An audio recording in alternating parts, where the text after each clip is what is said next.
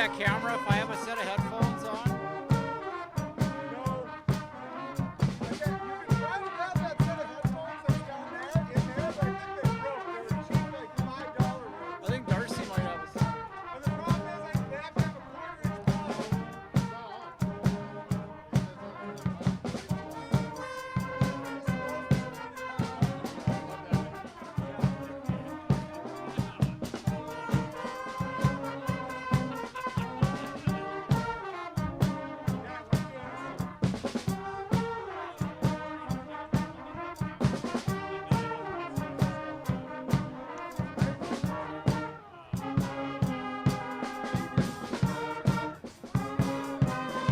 Football action as the International Falls Broncos take on the Mesabi East Giants.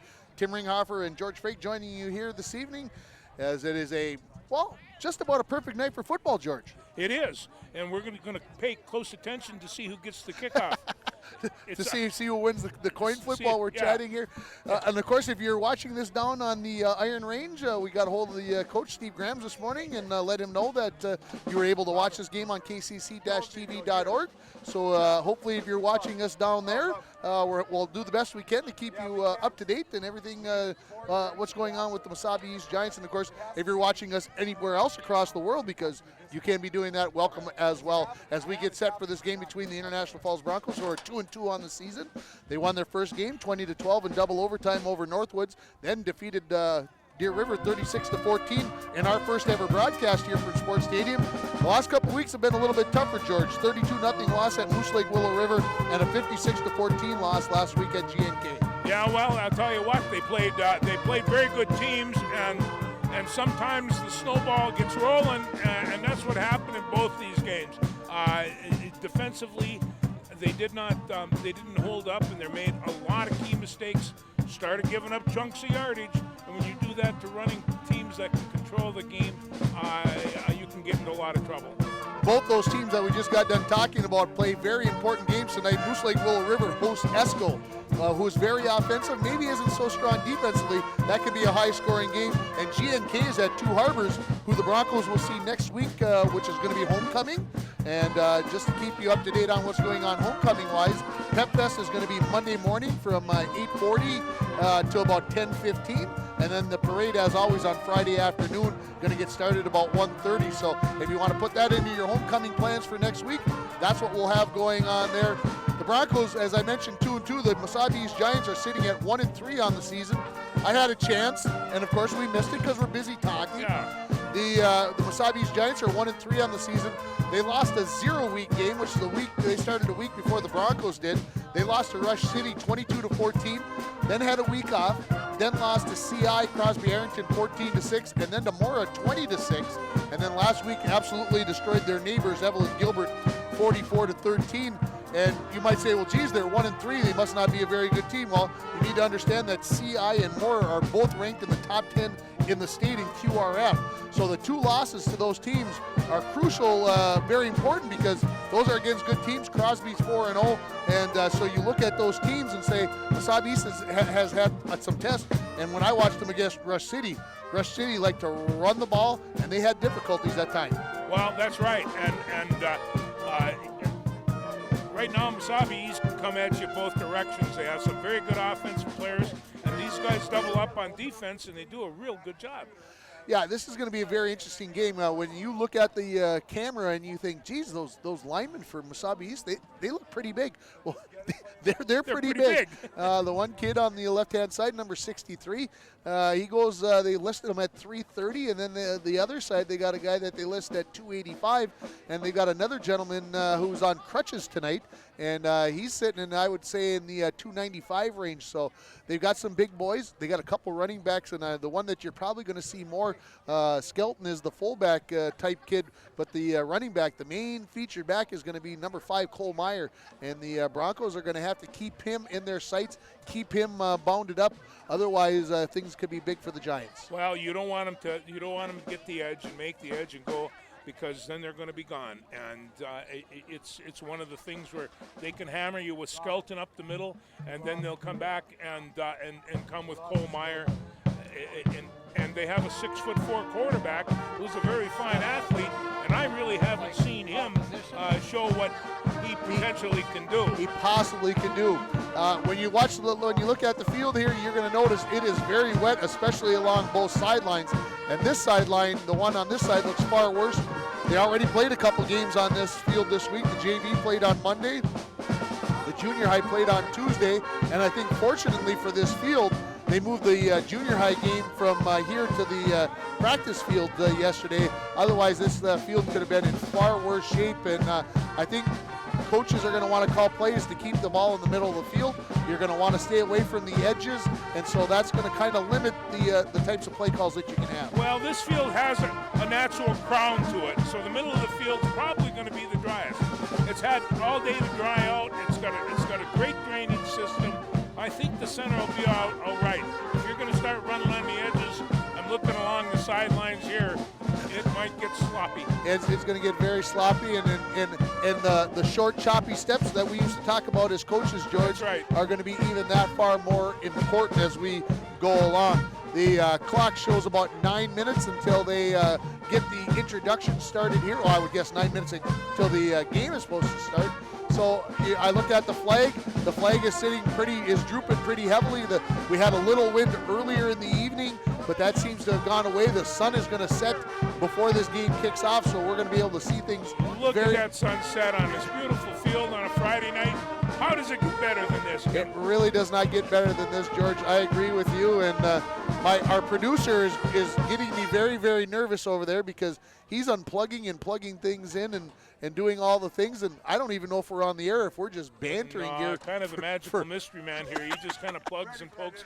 So I did record an interview earlier this week with assistant coach Seth Edisted, and if our man is ready to go, we'll go to that interview right now.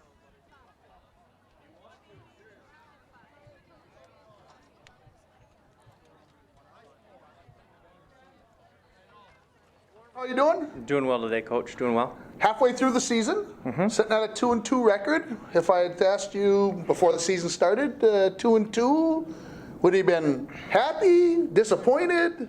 Where would you have been? I would have been happy with it. Yeah? Going into the year, we knew that the last 2 weeks that we've had, Greenway and Moose Lake were dominant teams. Section finalist teams last year. Both teams have been state-bound teams. In recent years, those were considered potential difficult games, Sure. to say. So 2-2, we're happy.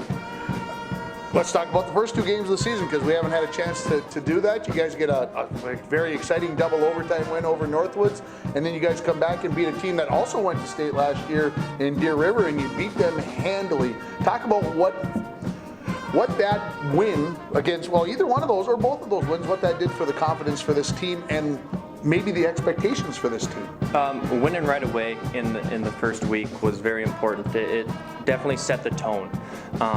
That was vital. Losing week 1, especially after such a long game, would have been really hard to dig out of the hole going into week 2. Putting up as many points as we did with Deer River at home, I think it inspired a lot within the community around the team.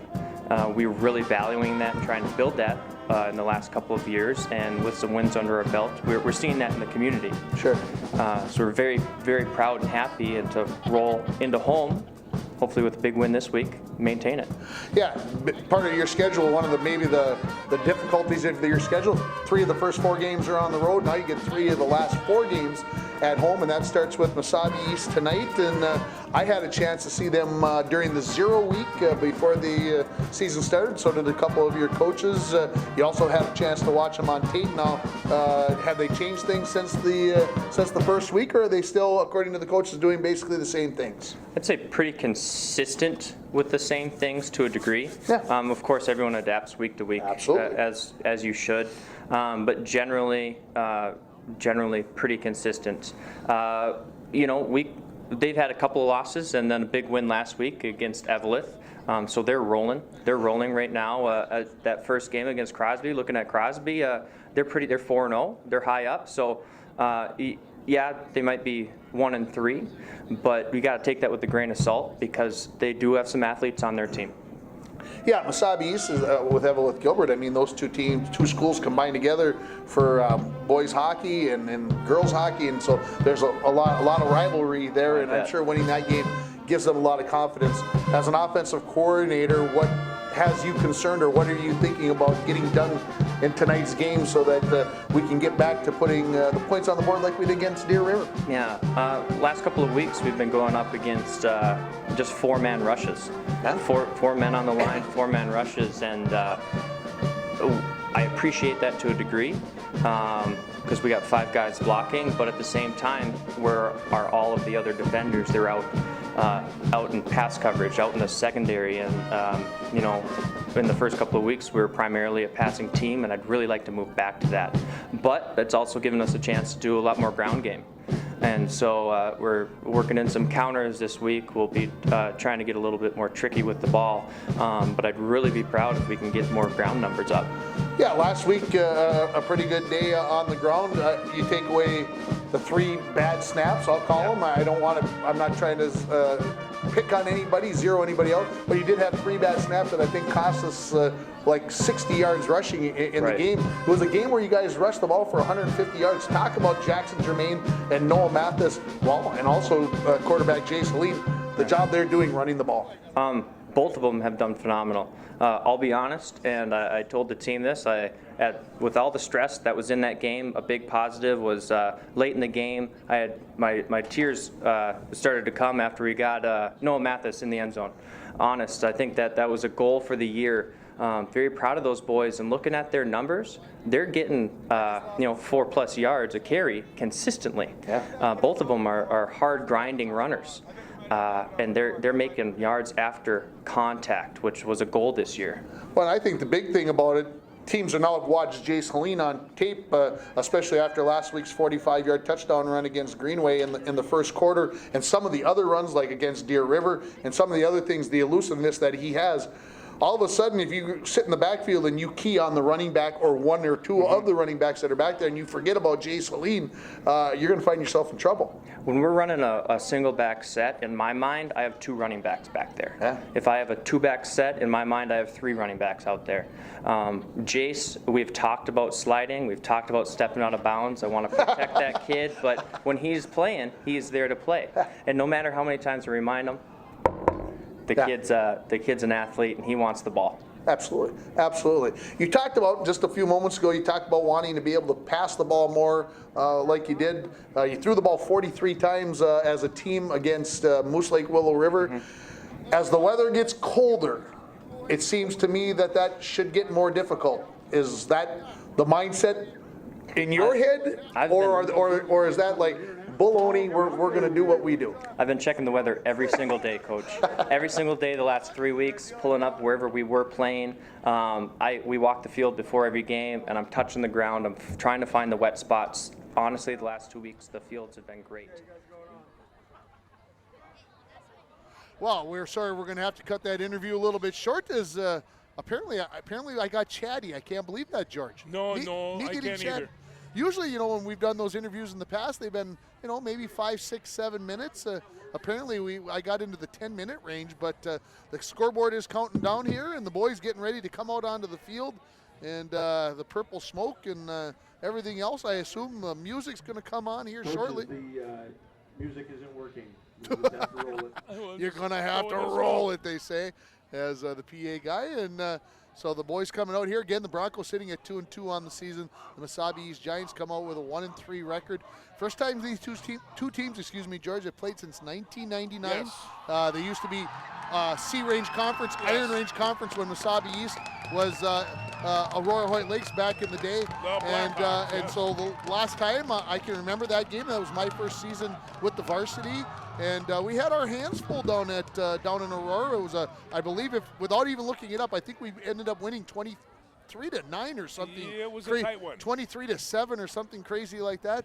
But it was a tight ball game. And then of course Mesabi East dropped down a little bit in size, and then didn't have a program for a few years.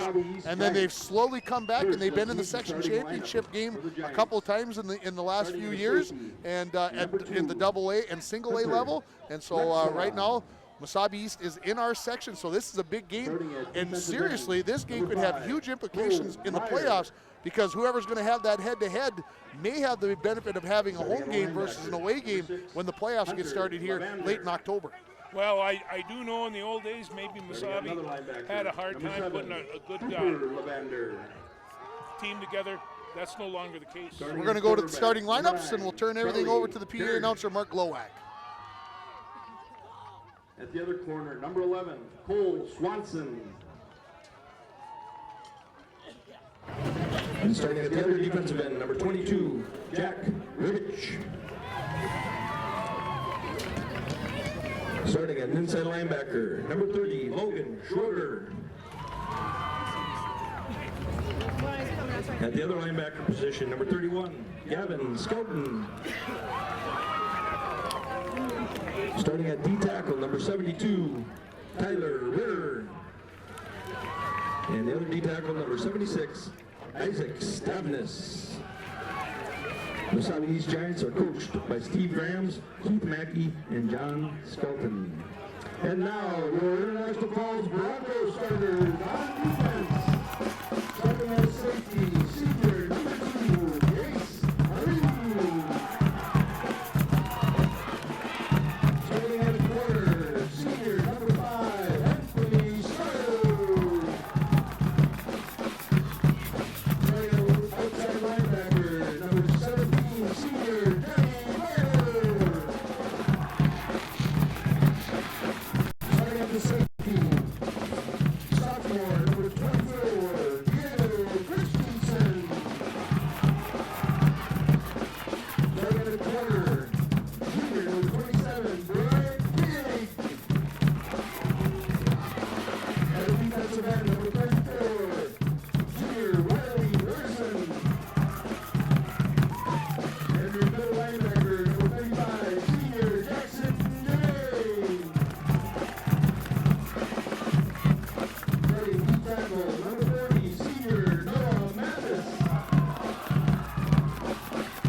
Outside linebacker, senior number 54, Travis Taylor.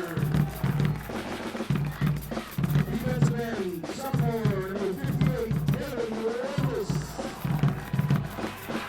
And at defensive tackle point, sophomore number 99, Ryan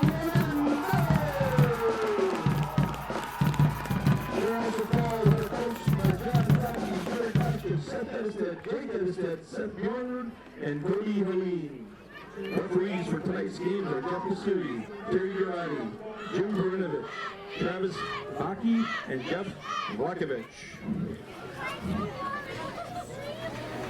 Ladies And gentlemen, welcome back here as we got the starting lineups, and we will listen to the national anthem here. And longtime champion for International Falls when Mr. Bob Anderson passed away suddenly at his home. Mr. Anderson was a tremendous supporter of Bronco athletics and could be seen here Friday nights for home football games cheering on his hometown Broncos. At this time, we would like to take a moment and honor Mr. Anderson with a moment of silence and thank him for his tireless support for our school and our town.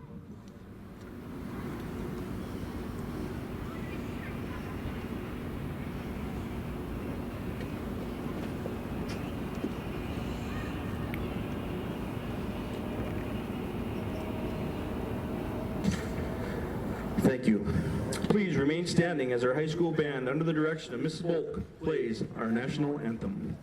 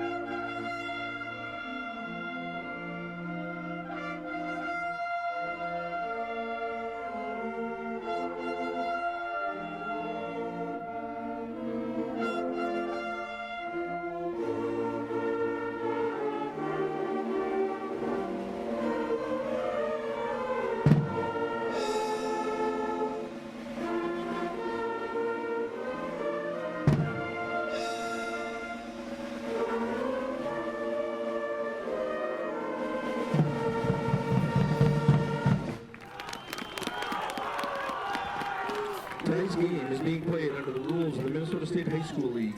These rules provide for fair play and good sportsmanship among players and coaches. We ask that spectators promote the ideals of good sportsmanship, fair play, and respect for our opponents and officials. And again tonight, Folks, we're ready for Bronco football. George, turnovers tonight. Got to be the key to Yeah, this game. that is the key. And like I said, for a little spice, it'd be nice to see some special teams action, maybe a nice kickoff return, a punt return. We have team speed. We should be able to show it a little bit.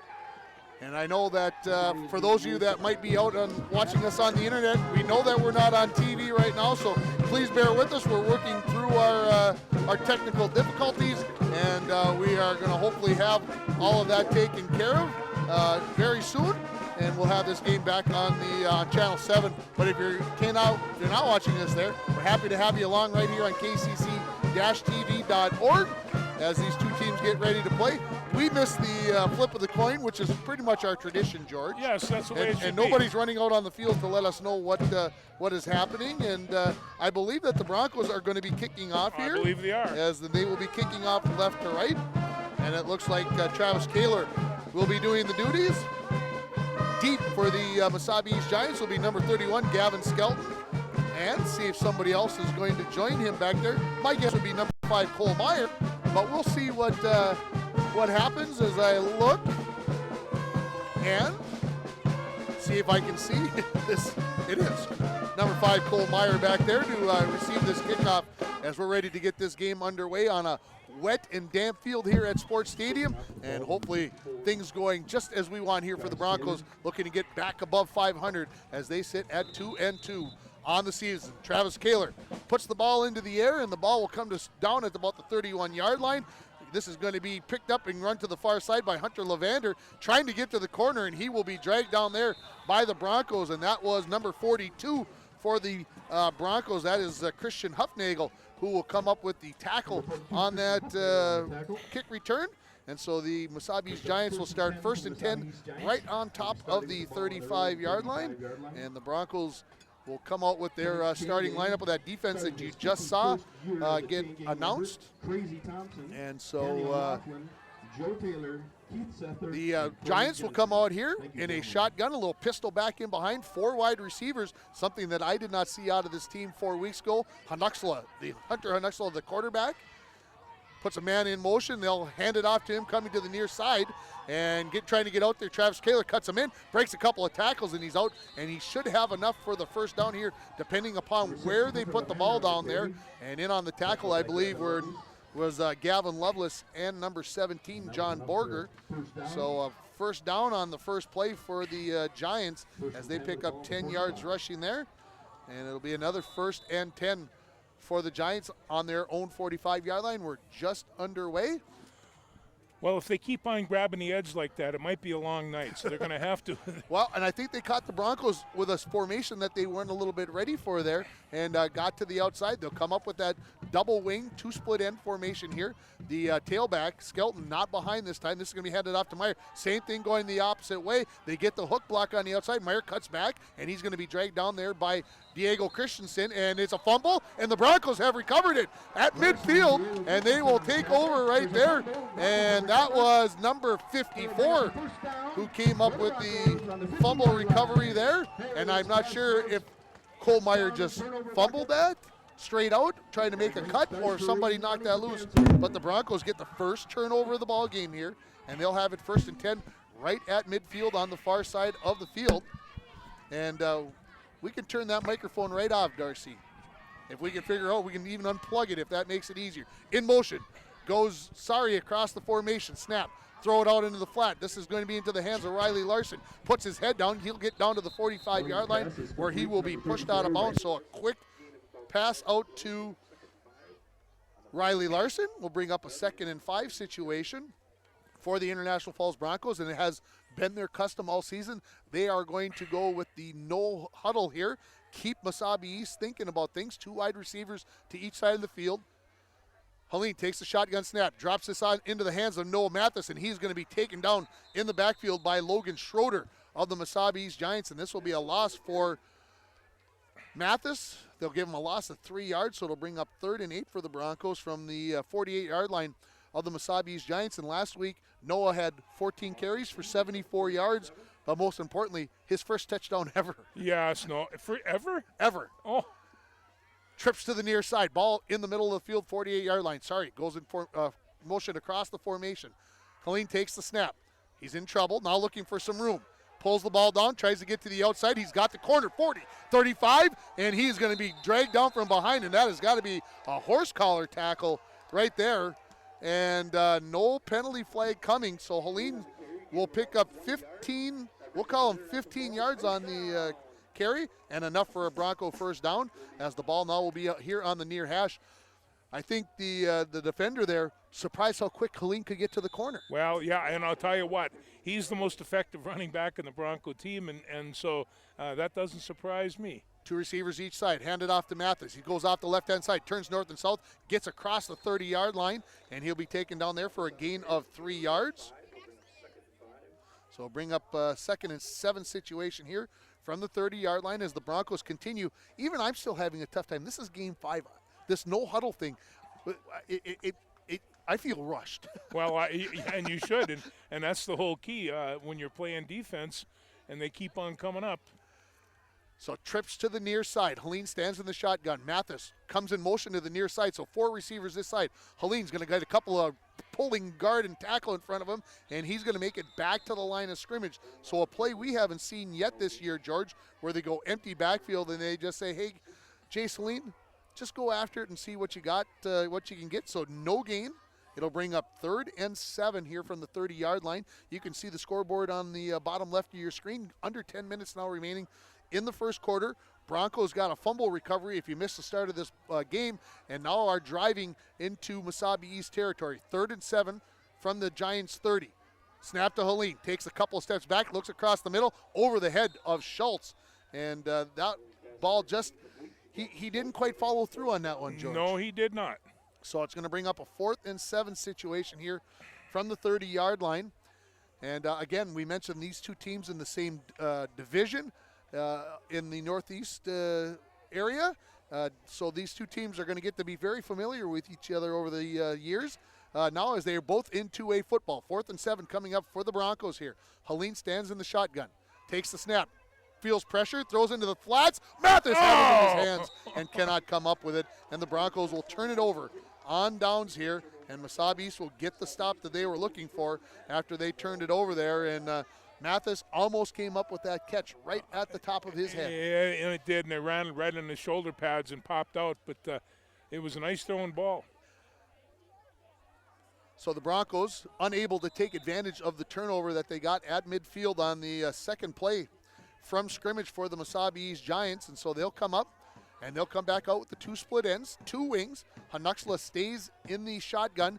The running back behind him is number 31, Gavin Skelton. Skelton will get the handoff off the right-hand side, and he is absolutely hammered at the line of scrimmage there by number 55, Jared Wold, who comes up and gets a couple of head slaps from his teammates, and why not? Oh, and what a big hit young there. Jackson Jermaine as well. They're capable of hitting. So a gain of about, we'll call it almost a yard there. Bring up a 2nd and 9 situation here.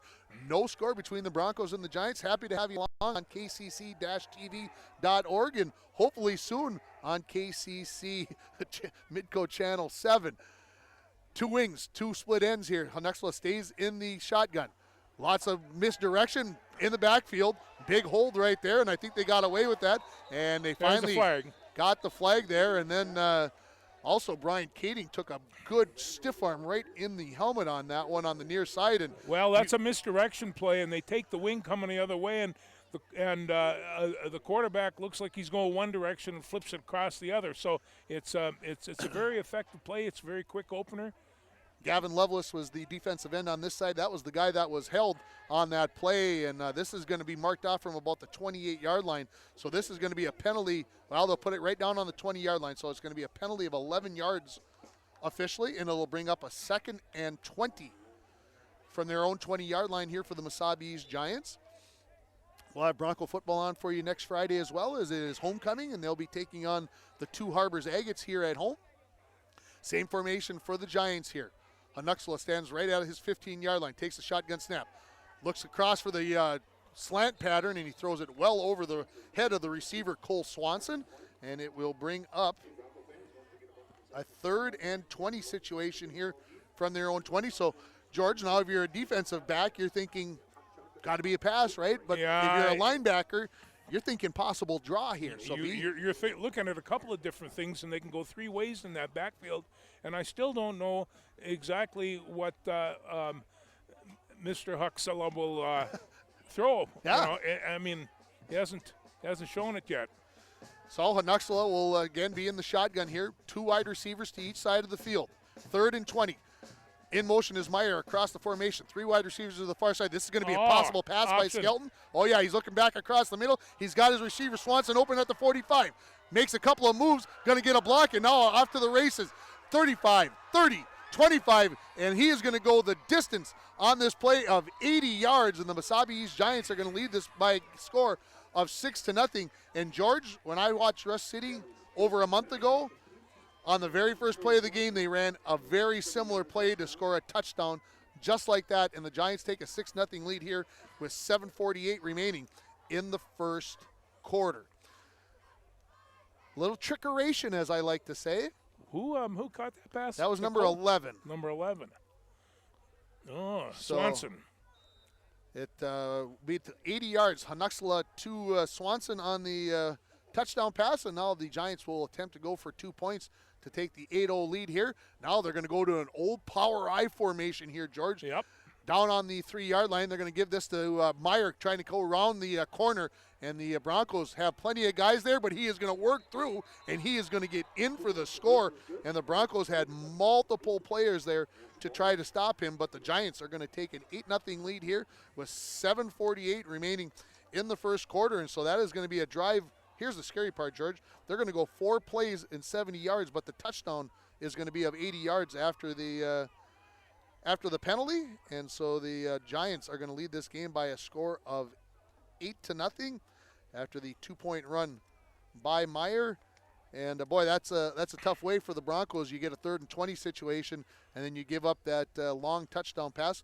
Now you got to find a way to dig in and make things happen. Well, that's right, and they had him back in the hole, and that's where you're going to have to keep this team most of the night, or you're going to be in trouble. And as we know, that's what happened. Yeah, and it's something that, hey, those things happen. Yes. You see the run, you see it pitched to the tailback, and you go, okay, it's a run. You make one wrong step, and it's over. And that's basically what happened there. And you got a muddy field out there, and it's tough to stay on your feet and do the things that you need to do. Back deep for the Broncos is Tristan Thompson and Tucker Hell, and ready to kick this off for the Giants. He's standing directly alongside of me. I can't pick up. It's number 11, the guy who just scored the touchdown, Cole Swanson, to kick it off for the Giants as they lead 8-0. We'll see what kind of kick we get here. Squibb, yep, down low on the ground, get a bouncer. Picked up by Diego Christensen at about the 27-yard line. No, that is Brian Koenig. I stand corrected, and he's going to get out near the 40-yard line and give the Broncos pretty good field position here as they'll start just inside their own 40-yard line. So yeah, we'll see. Bryant did a nice job. He looked in the inside, and it was pretty crowded in there. So he took a step to the left and was able to pick up 4 or 5 more yards. They'll put it right at the 40-yard line here as the Broncos will come up with a pair of receivers to each side. You'll notice that the inside receivers a little wider than the Giant receivers on the inside. Snap to Helene, looks out in the flat, and this ball's going to be picked off, I believe, and it, ooh, no, could not hang on to it, and give Jackson Germain credit there for breaking up that possible interception. Could have been a return for a touchdown, and he also knocked it out of the hands of the defender there. So I didn't pick up the number of the Mesabi East Giants player there that had a chance at that, but that could have changed the momentum in this game in a huge way. So 2nd and 10 now for the Broncos from their own 40-yard line. Helene with Jackson Germain now in the backfield. 2 wide receivers to each side. In motion goes Tucker Hell. Broncos are going to get a couple guys in motion. No, Tucker Hell to the outside, 45, breaks a tackle, gets to the midfield stripe, and we'll see where the official puts him down at. But Jackson Germain got a little jump there, and the Broncos very fortunate not to have the penalty called on there. And the official says, hey, it's enough for the first down. And we'll see where exactly they put the ball down, right on top of the 50-yard line, so exactly 10 yards. And the Broncos, 1st and 10 from there. Far hash, 2 wide receivers to each side. Snap high over Helene's head, and he is able to cover it up. And that is going to be a loss of 10 yards and bring up 2nd and 20 now for the Falls. And through the first few games, and I can see number 67 there coming out of the game. That is, Paul Harder, for heaven's sakes. Come on, Tim. And Jared Wold was out of the game, and so I suspect that might have had something to do with that bad snap on that play. But now Wold back in there at the center position. So 2nd and 20 for the Broncos from the 40-yard line. Helene takes the snap, throws into the flat. Larson has it at the 40. Gets a block, moves to the outside. He'll get a gain of about 5 or 6 yards on the play, and it will bring up a 3rd and long situation for the Broncos. And they will call it a gain of 6 officially, George. So 3rd and 14 from their own 46-yard line. Let's see if they come to the wide side of the field here with the ball on the far hash. We'll see if the Broncos decide to come out maybe here out into the flats, or maybe. Well, if they're going to go to the sideline patterns, I'd just assume they were on the short side of the field, but see what they do with this. Helene takes a snap from Wolf, drops back, looks across the middle. There it comes Sari across the middle, 50. Makes a move, 45. Makes another move, now to the outside, 40.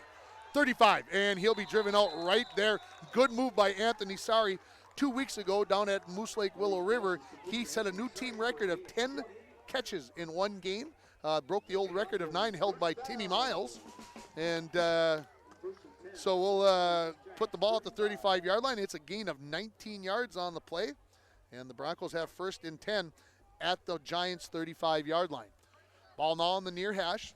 2 wide receivers to this side in Schultz and Hell. The 2 receivers to the far side. Well, 1 receiver only to the far side as I look at it. That is Riley Larson. And you see Noah Mathis kind of as the H-back, or what we like to call, George, the old box back. Yeah, right up in front there. A little of a running formation here for the Broncos. They hand it off to Jackson Germain. He gets through the line of scrimmage, and then he's going to be dragged down there by the Giants after a gain of about 3 yards. Coming up off the ground there will be Cooper Levander for the Mesabi East Giants. Skelton also there on the tackle, and it'll be a gain of 3. So 2nd and 7 now for the Falls at the 32.5-yard line. And our producer is back, and he's got me thinking that's either a good sign or a bad sign. It should be on TV now. That's what we like to hear. Helene drops back to pass. Looking for Larson down the far sideline. Oh, just out of his reach there. And the Broncos will now have 3rd and 7 at the 32-yard line. And boy, George, I thought they had that one. Oh, I did too. Larson has a way of sneaking behind those cornerbacks, and he was wide open for a second anyway. I'd like to see him come back to that play where Sari was dragging that they got the big gain on just a few minutes ago. Like to see Sari come back across the middle like that. And with the slick conditions, he knows where he's going. And maybe the defenders, not so much. 3rd and 7 for the Broncos at the 32. Possible blitz coming. Here it comes. Broncos pick it up. They hit Larson on the slide. 25-20. Breaks the tackle, 15, and he'll be taken down near the 11-yard line. And the Broncos are going to pick up 21 yards on 3rd and 7, and they give themselves a first down just outside of the 10-yard line there. And so we'll see where they put the ball down officially before, they're going to put it at the 11. It's a gain of 21. So 1st and 10 for the Broncos, looking for a possible chance to tie this ball game as they trail 8-0 after the 80-yard touchdown pass for the Mesabi East Giants. Helene hands it off to Germain. He tries to go off the right-hand side. He'll get to the 10-yard line, fall across. We'll call it a gain of 1 and bring up 2nd and 9 for the Broncos at the 10-yard line. Broncos ran the ball really well last week. Minus the bad snaps on punts and otherwise, the Broncos pretty much had things going on running the ball last week, and they need to do that here today. 3 wide receivers to the near side. Helene ready to take the shotgun snap. Looks across the middle, throws to Larson in the far corner. He caught it. Touchdown Broncos. Beautiful. Riley Larson, and that looks very familiar to what the Broncos did to Deer River a few weeks ago, and the Broncos are within 2 points here at 8-6. He throws that fade very, very well, George. Yes, he does. So that is going to be Larson from Helene, 10-yard touchdown pass. And the Broncos, as I mentioned, within 2. So with 4:45 left, so that drive takes about 3 minutes off the clock. Helene's going to go with the quarterback sneak to try to tie this ball game, and he does. in. And we are tied at 8 here, and the Broncos, way to answer the bell, George. They come off of the giving up the big touchdown pass, and they answered right back. That's right, and that's what they have to do. And I'll tell you, they has the receivers to do it, and he tossed in some pretty good running plays in that series as well. Keeping Mesabi East off balance. Yes. The Broncos will go 60 yards in 10 plays. As I mentioned, 3 minutes and 3 seconds off the clock, and the Broncos have tied it at 8 here in the first quarter, and now a whole brand new ball game. Again, I think now the Broncos have taken the momentum back. Well, right now we've got Larson with 4 receptions for 32 yards, and we still got how much time in the quarter left? 4:45 left in this first quarter. That's not too bad. Not too bad, and kickoff coming here from Travis Kaler. And again, with these slick conditions, the kickers have to be so sure-footed here that things need to be taken care of. And Mr. Producer, we were getting quite a bit of feedback from the PA guy with that microphone. That's why we had turned it off. So Kaler ready to kick it off here. A low driver, 25, picked up at the 21-yard line here, picked up by Cole Meyer. He's off to the far side, 35, breaks a tackle, and then will be brought down at the 39-yard line there. And I believe that was Diego Christensen that came up with the tackle on that. It will be a return of 18 yards for Meyer, and the Mesabi East Giants will start with very good field position at their own 39-yard line here, 1st and 10. Well, remarkably enough, we haven't really seen the running powerhouse yet. No, and when is it going to come? Or is it going to come? I don't know. That's why we love the game, right, Yeah, George? that's We it. love that. This isn't your Army thing, that Army style offense that you thought you might get to see. Nah, that's okay. We'll see it tomorrow. Four wides. Hanuxla puts a man in motion. This is going to be to Skelton up the middle. He's touched in the backfield, breaks a couple of tackles, flag comes down, and Skelton is able to get 5 yards out of that. I'm getting concerned, George, about the tackling. Broncos need to put the top of the shoulder pad in there. Hit and wrap. I don't know how many times they used to yell at you, but yeah, that's exactly it. So this is a holding call on the Giants, and so we'll see where they mark it off from. And they're going to take it right from the spot, so it's going to be a 10-yard penalty. And it'll bring up 1st and 20 here now for the Giants from their own 29-yard line. And the Broncos fortunate, and I shouldn't say that the holding call is a fortunate situation, but they do have to do a better job of tackling and putting the shoulder pad in there. And I'm watching the replay as we can see what's going on the internet. And so we just got to watch that play, and a couple of tackles broken at the point of attack. And number 31, you better hit them low, and you better wrap up and finish the deal. 1st and 20 from the 29-yard line. Hanuxla puts Meyer in motion. Hands this off to Skelton. No, it's going to be a pitch out to Meyer. 30, 35, got a block, 40, and he's going to be brought down about the 45 or 46-yard line. And Diego Christensen and Noah Mathis there to make the tackle, but it's going to be a gain of at least 17 yards on the play. And Cole Meyer can be a very dangerous runner, number 5 for the Giants.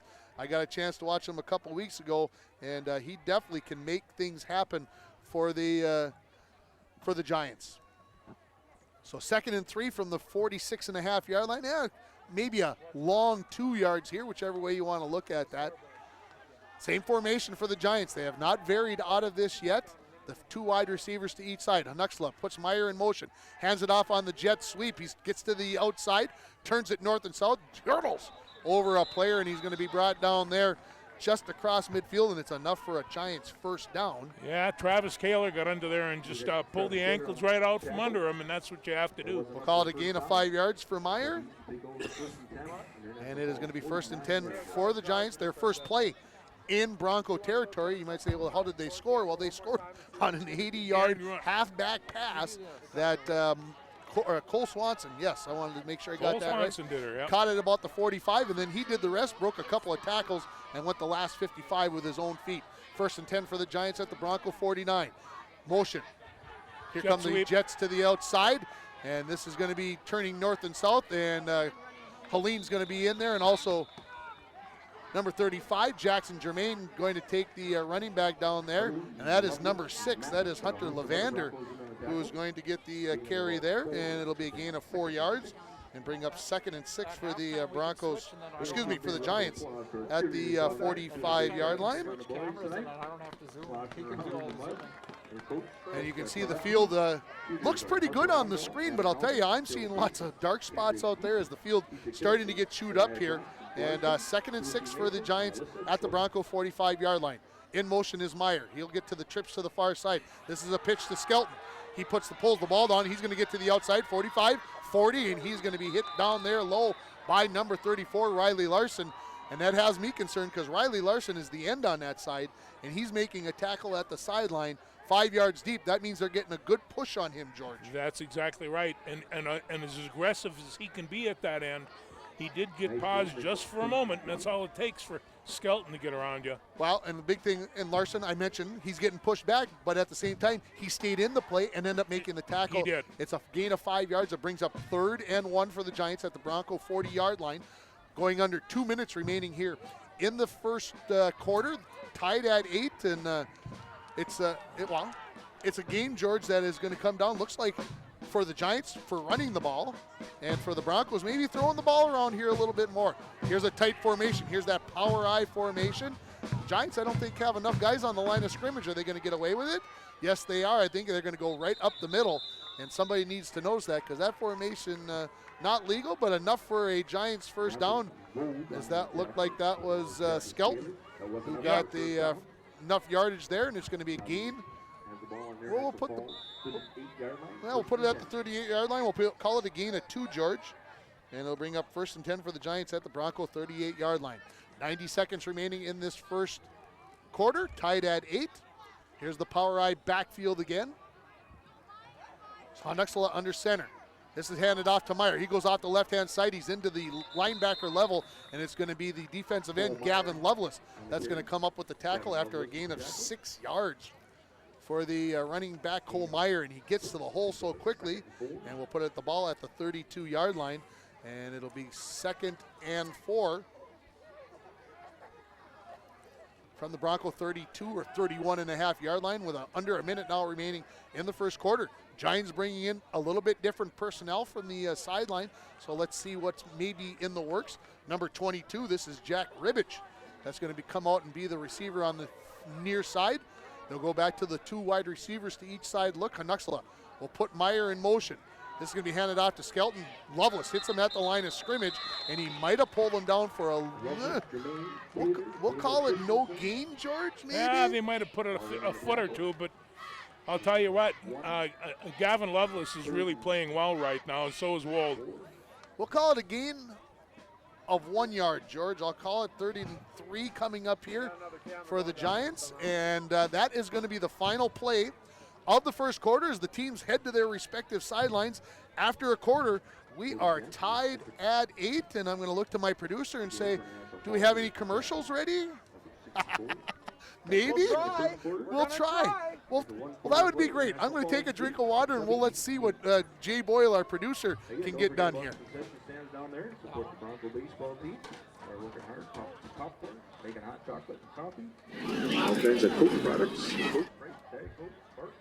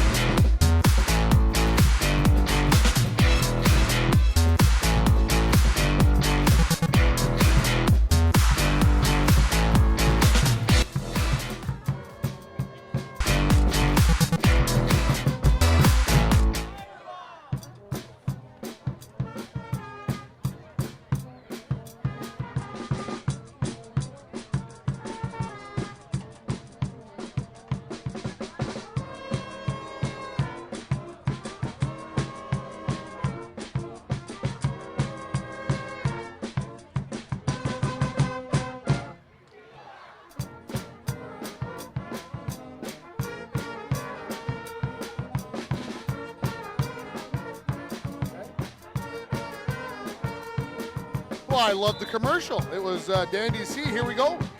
3rd and about 3 yards from the 31-yard line. Right up the middle looking for Skelton. No, this is going to be Meyer hitting the backfield. Breaks a tackle. He'll lead and get across the 30-yard line. And then we got shenanigans going on the far side. No, they thought he had the ball. Yeah. I thought it was a couple linemen jousting over there. It's going to be a gain of officially of 1 yard, George, and it is going to bring up 4th and 2 from the Bronco 30-yard line as Meyer picks up a yard on that play. I thought it was going into the belly of Skelton, but it was Meyer to the outside. So 4th and a short 2 yards here, as the Broncos will go with a 5-man line here, and they'll put Jackson Germain down at that nose guard here. And I think the Broncos will be extra aggressive here with their linebackers. 2 receivers to each side. Huge play here, and it's going to be a timeout here by the Giants.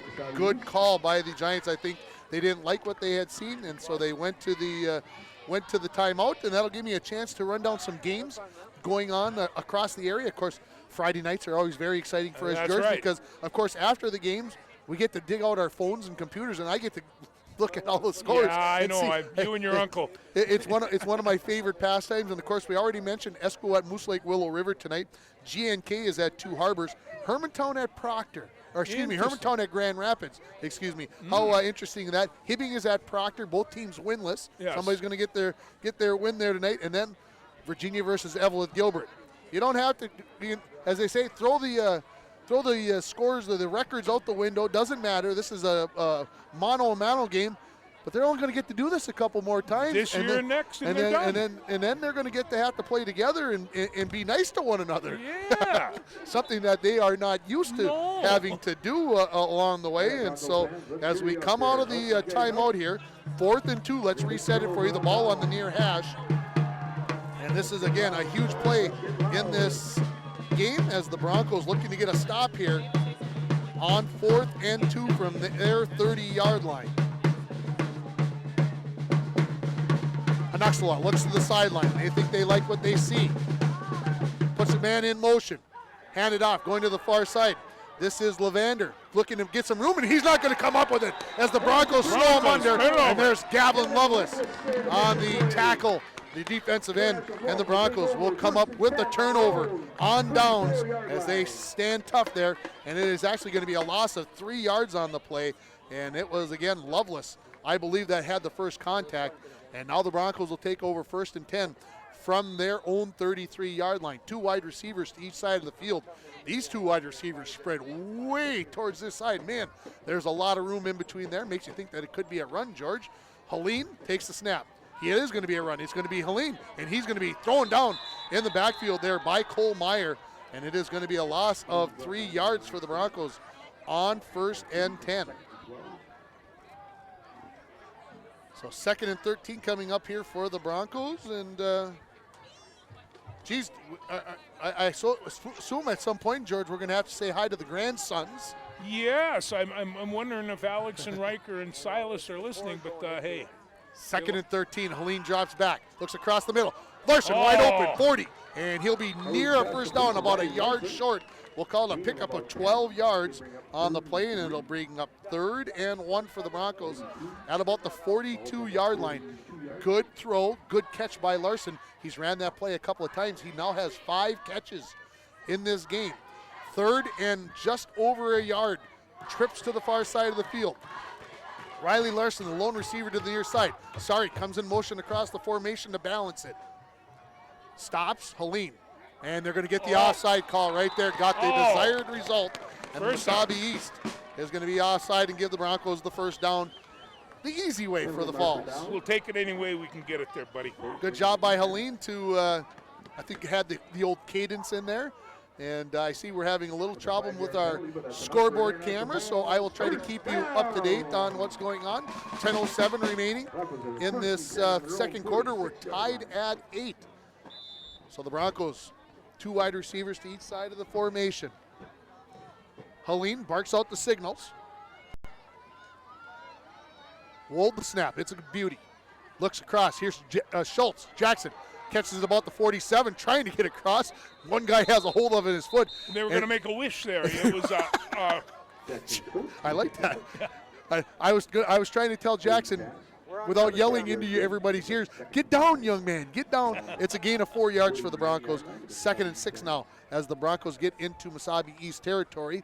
9.5 minutes remaining here in the second quarter. We're tied at 8. The Giants started the scoring. The Broncos answered right back on the next series to tie this game at 8. 2 wide receivers each side.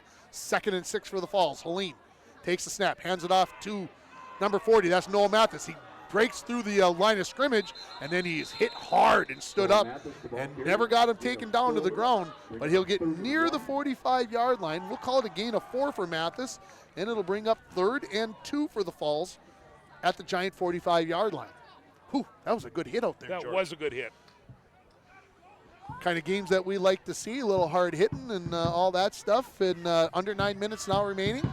It's hard to get underneath Noah. Helene under center. There you Here's the go, quarterback there you sneak, go. and they've got the first down on a good push by the offensive line. For the offensive line for a first down. And the Broncos will pick up 3 yards, we'll call it. And a 1st and 10 there at the 42-yard line.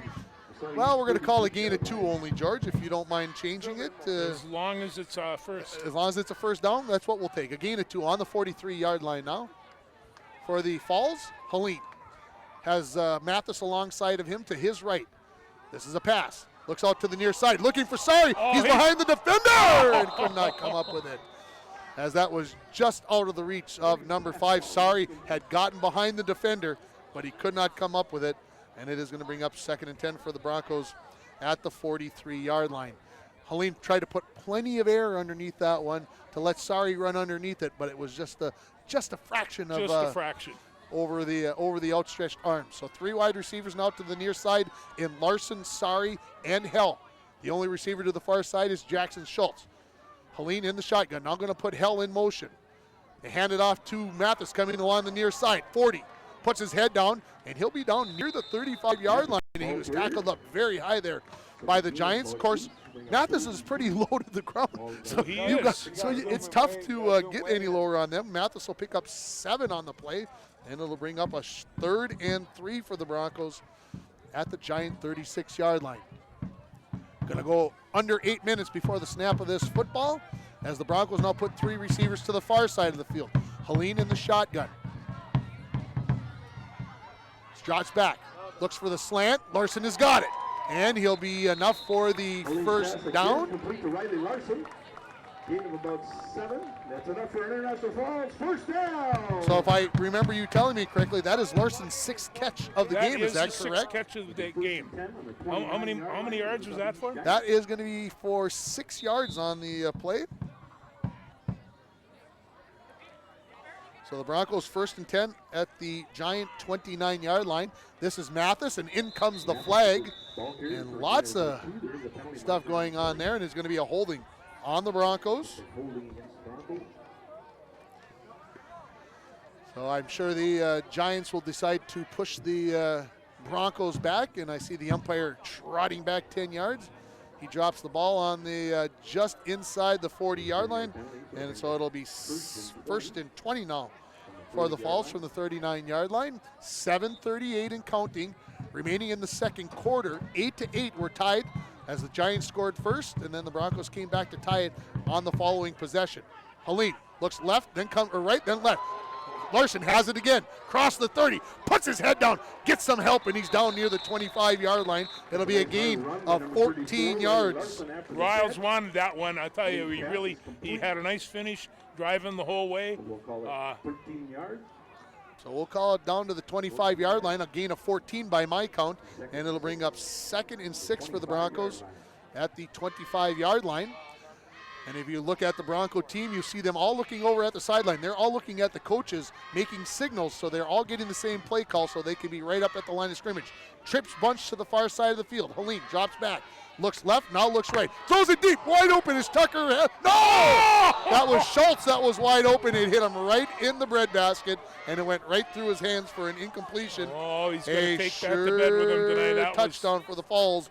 Goes through the hands of Jackson Schultz, and you're right. He's going to be thinking about that one this evening later on and saying, dang, how could I have dropped that one? And so here comes 3rd and 6 now for the Broncos from the Giants' 25-yard line, definitely in 4-down territory here. So the Broncos could afford possibly to get the Giants thinking pass and put a run up inside here to number 40. We'll see. In motion is Sari. Trips now to the far side of the field. Helene drops back to pass. Looking for Larson. Now he'll pull it down. Should have enough for the first down. 20, breaks a tackle, and he will be dragged down near the 15-yard line. We'll see where they officially mark it, but it's enough for the Bronco first down. And the Broncos now driving, looking to take the lead in this game as we are tied at 8, 6.5 minutes remaining. How long has this drive been going on? Oh, this is an incredible 1, drive. 2, 3, 4, 5, 6, 7, 8, 9. This is going to be play number 12. Let's see, they put the ball down on the 16-yard line, so it's a gain of 9 yards. George, I know you're waiting for me to say it. Yeah, I am. Okay, here comes that box back with Mathis at the box back. Jermaine in the backfield. 1st and 10 from the 16. Hand off to Jermaine, right up the middle. Got a couple of blockers, and he is going to be dragged down there by number 72, I believe, Tyler Ritter, the big defensive tackle. He's going to get, so it's going to get a gain of about 5 yards for Jermaine. And it'll bring up 2nd and 5 from the, oh, well, no, we're going to back off on that. We're going to call it 4, George. Okay, then we'll... The down marker finally set itself, and so we're going to call it 2nd and a long 6 for the Falls. And everybody's taking a long look over at, I think the coaches deciding what they wanted to do here. They'll stay with that box back in Mathis. Helene ready to take the snap. He fakes it to Jermaine, now looking for Larson. Larson held up on the outside. Helene's going to pull it down. He gets to the 10, puts his head down, and he'll be taken down about the 5-yard line. This is going to be close to a first down. We'll see where they mark him, and they say first down on the far side, and he'll put him at the 4-yard line, a gain of 8 yards for the Broncos. So we'll call it 1st and goal at the 4. Larson, I think, running out of gas out there a little bit. He might be, yeah. He couldn't get away from that D-back to save his life. Helene going to go under center here. Couple of wings here. Jermaine, the running back, he goes off the right-hand side. He's going to be hit right at the line of scrimmage, and I think they're going to call it a loss of about a yard. We're going to call it, George, I think. And so 2nd and goal from the 5-yard line. They didn't move the marker back very much. No. So we're going to actually call it no gain by my count. I know you got to change that, like George. That. No, that's I got to use a pencil. That's better, right? Yes. 4:45 and counting remaining here, and I see our clock back up now, so I don't need to talk to you so much about that. We're tied at 8. Now the Broncos will go with a wing and a couple of running backs in the backfield. Held the wing. Mathis and Jermaine going to throw the ball, looking for the slant. Now Helene going to pull it down. He's going to get a block. No, he's going to pass it to Jermaine, and it goes right through his hands. Jermaine was ready to go block for him, and he saw Helene pull it up and fired at him, and he could not come up with it. And the Broncos have dropped their 2nd touchdown pass here in the last few minutes. And, of course, it's nice that we can chuckle about that, but it's tough. I don't know who's chuckling, but... Well, you got a feel for the kids on that. So. Yeah, So 3rd and goal from the 4-yard line here for the Broncos. They stay with the 2 running backs in the backfield. They'll go 2 wide receivers to the far side. Helene takes the shotgun snap, fakes it to Jermaine. Mathis has it in the flats, puts his head down, and he's in for the touchdown. The 4-yard touchdown pass, and the Broncos lead it by a score of 14-8. Here comes the touchdown bucket, folks. Again, remember, we're trying to raise money for the Community Cancer Fund. So 4:20 remaining in the 2nd quarter, so over a quarter since the Broncos had scored. And we'll see what the Broncos decide to do here on the extra point. We're going to count up the number of plays on this drive. I can tell you that it went 67 yards, but I think it's going to be close to 15 plays. Yeah. Helene under center. Broncos with 2 wide receivers to the far side. Helene runs to the far side. Waiting, pitches it to Jermaine. Jermaine puts his head down, and he's in for the 2. So Jermaine scores to make it 16-8 in favor of the Broncos. And we're going to count this up now. 1, 2, 3, 4, 5, 6, 7, 8, 9, 10, 11, 12, 13, 14, 15, 16-play drive to go 67 yards. That's the controlling of the game that a running game gets you. And it's just like it goes over great short passes. Riley Larson was remarkable in that series. Yeah, here, 16 plays, 8 runs, 8 passes. Can't get much more balanced than that, No, you right, George? cannot. No, you and cannot. I don't think you got to be a math guy like me to know that. No. So the Broncos lead it 16-8 here on the touchdown pass to Jackson Jermaine from to Mathis, and then Jermaine goes in for the 2 points. I want to correct myself there as the Broncos getting ready to kick off here. And the kickoff will come off the foot of Travis Kaler. Back deep again are going to be Skelton, and I believe, boy, that jersey looks way too clean to be Cole Myers. He's ran the ball too many times, but he was back there earlier in the game, and I could be Levander back there this time. It might be number 6. This kick is caught in the air right at about the 24-yard line. Here comes Skelton up the near side. He's breaking through and trying to get an extra yard. Diego Christensen was the first contact there. Tucker Hell and number 54, the kicker, Travis Kaler, also in on that, as the return will be of about, we'll call it 13 yards. And the Mesabi East Giants will start 1st and 10 on their own 30. Man, that field's getting beat up in those lines. I'm gonna complain a little bit. The lines did not get repainted today. Might not have, yeah. I'm gonna call it the 37-yard line. That's about right. So 2 wide receivers each side. Huxley stays in the shotgun. 4:14 remaining here in the first quarter. Broncos had their first lead of the game. Lots of misdirection. Here comes Meyer. Back the other way. And is it a fumble? It is. It is a fumble. And the recovery. Diego Christensen. So Meyer loses the handle on that, and that was very close to being down. It was. When he dropped that. Well, we're going to get to see it on replay here as we are watching this on the internet. And so the Broncos will take over 1st and 10 at the 42-yard line, it looks like. And let's see if we can see what happens here, George. Again, Meyer starts as the wing, and he comes out of the counter position. And I'll tell you, Riley Larson got a hit on him there.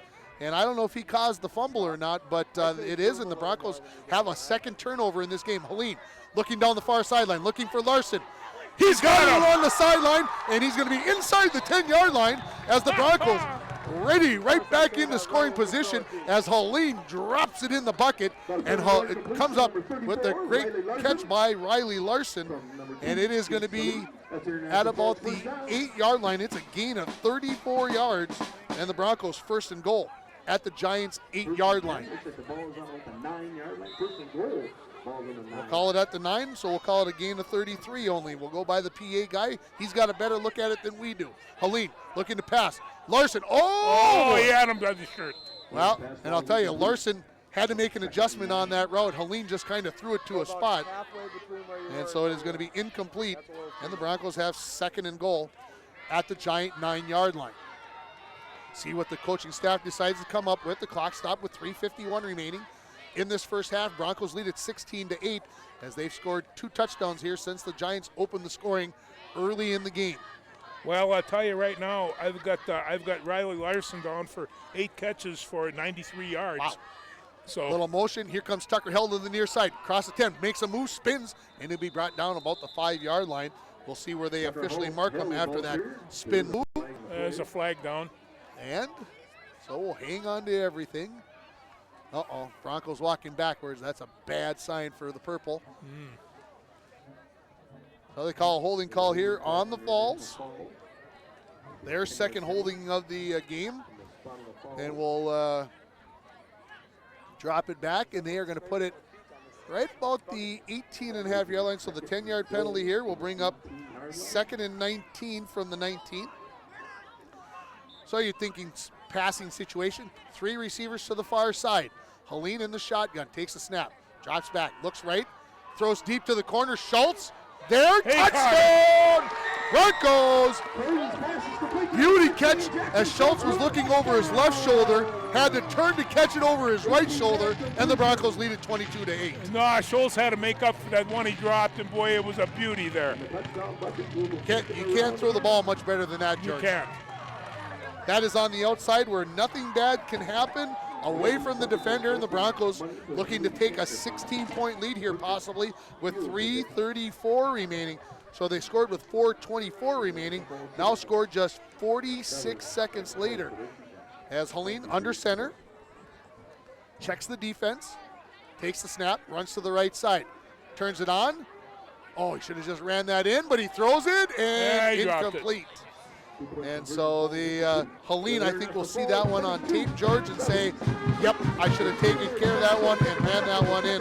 How long the pass was that? It was a 19-yard pass to Schultz, as the Broncos lead it by a score of 22-8. And that drive, just 3 plays to go the 42 yards, all of it in the air, and the Broncos lead it by a score of 22-8. Well, what's happening to Mesabi East is exactly what I was fearful of happening to the Broncos. Mesabi East right now is getting put back in their heels, and the Broncos might have an opportunity to put this one away, which would be nice. Well, I'll say it this way. The Broncos are keeping the Giants off that. They don't know whether they're going to run or pass or what's going to happen. And when you got a defense that's guessing rather than, well, I'll say reacting more than they want to, that can be very dangerous for a defense. I think that they've only completed one pass. Yeah, the big one, the 80-yard one. The 80-yard one. So here we go, as it will be Kaler to kick it off again. I'd like to see this ball hit the ground about the 47-yard line, George. I don't want to see it go back to those big dudes in the back. This one's a short one. It's going to be caught at the 39. Straight ahead is the Mesabi East player, and finally going to be dragged down right at midfield. We'll call it a return of 10 yards after a kickoff of only 21. And not sure who was on the tackle there for the Broncos. There was a host of players there. And Tristan Thompson, and also number 15 for the Falls, who off the top of my head, that's Alex Larson. So the runner there was Trevor Cole, another Cole. So first and 10 for Mesabi East, right at midfield, ball on the near hash, 2 wide receivers each side. Hanuxla puts Meyer in motion. Look to give it to Skelton. No, this is going to be a wild pitch. The Broncos, they do get it out to Meyer, and there's a big tackle by number 40, Noah Mathis. Noah is playing. Well, I don't know who got the pressure on Hanuxla there, but the Broncos broke into the backfield, and Hanuxla had to just pitch that one. Look at Hanuxla's jersey. Can hardly tell that can hardly tell that it's number 2 anymore. It's going to be a loss of 3 yards officially on the play, George. 4 yards. 46-yard line, 2nd and 14. Was that Meyer that got that? That was Meyer on the carry. That is correct. Lamin Barrow coming back into the game. 2:50 and counting now remaining in this first half. Broncos lead at 22-8. 2 wide receivers to each side. Hanuxla, the shotgun quarterback. Looks to the flat. Crossing pattern. Boom! Big hit by number 5, Anthony. Sorry, big hit, but make sure you walk away so you don't get a penalty. Don't be. That was a big hit, and Cole Swanson took a big lick from number 5 there.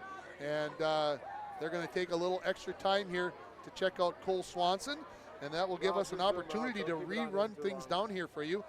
The Mesabi East Giants opened the scoring with 7:48 remaining in the first quarter. They went 4 plays, 70 yards, and they scored on an 80-yard touchdown pass to Cole Swanson from Hanuxla, and Cole Meyer added the 2-point conversion, and it was 8-0 in favor of the Giants.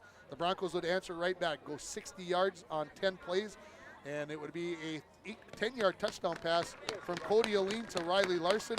Helene added the 2-point conversion, and it was 8-8. And Cole Swanson getting up, walking off under his own power. It was 8-8 after the first quarter.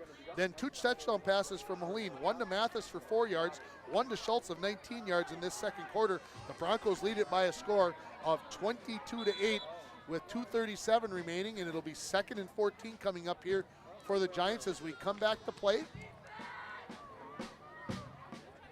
So the Giants will stay with that 2 wide receiver to each side of the formation. Hanuxla stays motion here. Dropping back is Hanuxla, looking down the near side, and pass intended for Skelton. I think there's going to be a hold here. And there's going to be a hold as I did not see who was putting the pressure on the Giants. That was Riley. Riley Larson back there applying the pressure. And of course, this holding penalty is going to come from the spot of the flag, I believe. We'll see here. Let's wait and see what Coach Frumke has not decided yet what he's going to, they're going to He's gonna decline decline this. So this is going to be an incomplete pass by Hanuxala, and it'll bring up 3rd and 14 from the 46-yard line. What do you think about that, George? No, I 2nd and 24, 3rd and 14, 2.5 minutes remaining. they always used to say go by a sequence of 5 yards, and so that I would, at this point in time, probably move them back. Only But- 3rd down. They got the box on the far side. Is Here wrong. they go now. 4th Now? down. Boy, did I miss a play writing something down? Can't believe that I did. Well, they're in punt formation. I must have missed something. I'll take that back.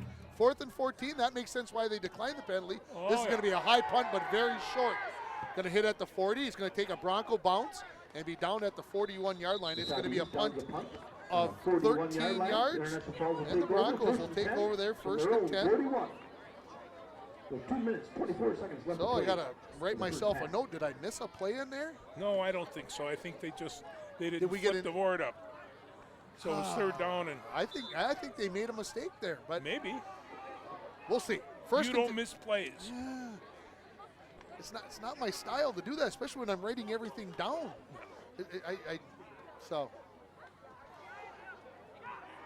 So here comes 1st and 10 for the Broncos, 41-yard line, near side. Mathis gets the handoff, has to make a move in the backfield, and he's going to find the going very difficult. Here comes the flag, and it's going to be almost a sure holding on the Broncos. Yep. And it is. And so the Giants, I would suspect, will take this penalty and drive the Broncos back. And they will. So the Broncos' 3rd holding penalty. And George, as old offensive linemen, we don't like holdings. No, we don't, but I know it happens. And in fact, you might not believe this, but I've done it. Okay, this umpire, I don't know. He decided to call an 11-yard penalty, so I'll change it. So the Broncos will have 1st and 21 at their own 30-yard line. 2:15 remaining here in the first half. Broncos lead at 22-8. Helene Larson in the flat, got it at the 30. Gets to the 35, puts his head down. He'll be brought down near the 38-yard line. Tackle there by number 6, Hunter Levander. And they'll put him at the 37-yard line. We'll call it a gain of 7. That's his 9th catch, George. Is that correct? And for 100 yards. So 2nd and 14 coming up for the Broncos. And I say this, I said earlier that Anthony Sari set the team record with 10 catches 2 weeks ago at Moose Lake Willow River. We could break that. Larson could tie it here in the first half.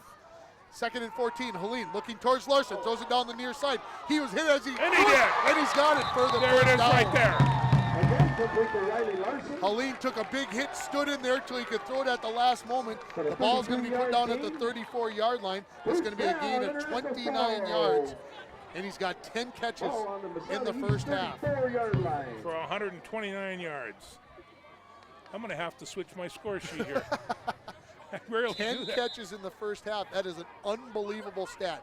3 wide receivers to the far side. 90 seconds and counting remaining in this first half. Helene looks right. Throws it to the far side. Schultz, can he come up with it? No! He was looking at the defender, and Helene put it on the outside shoulder, right where you're supposed to put it. Yeah. And Schultz just couldn't quite come up with it. Got a late flag.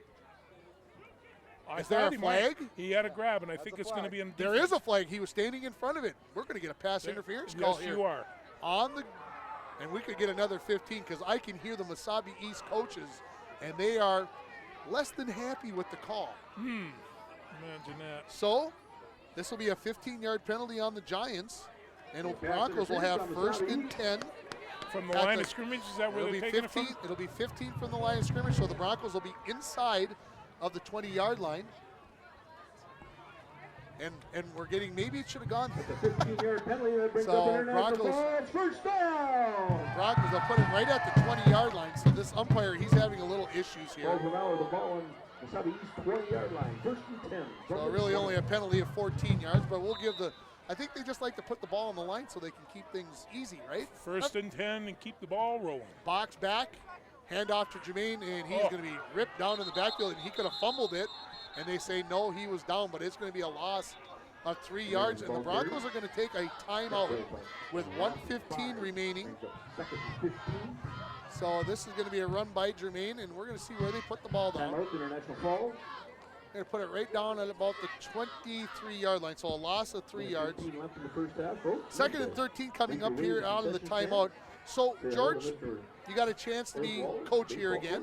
Yeah. You got 2nd and 13 from the 23-yard line. You got 75 seconds remaining. The Broncos have thrown the ball fairly well here in this first half. Do you keep throwing the ball, or is this something where after that running play you're saying, What is that they used to say? You take what they give you. yeah? And I see some fade passes. I see something going over. Larson is as hot as a pistol. I right now I think you have a play that you can.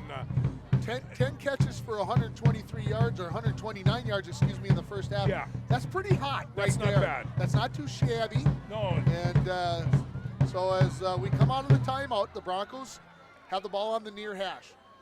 Yeah. It is 2nd and 13 for the Broncos at the 23-yard line.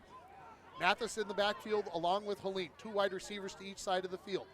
Wolt snaps it back, a little high, Helene has it. He's looking across the middle, now feeling some pressure. He'll pull it down, and he'll get a gain of about a yard or 2. And the Broncos are going to take another timeout here. Yeah, another timeout for International Falls. Thought they might have maybe had 2 plays called, but Coach Franke using a timeout here. Correction, no gain on the play. And they'll call it no gain on the play, George, officially.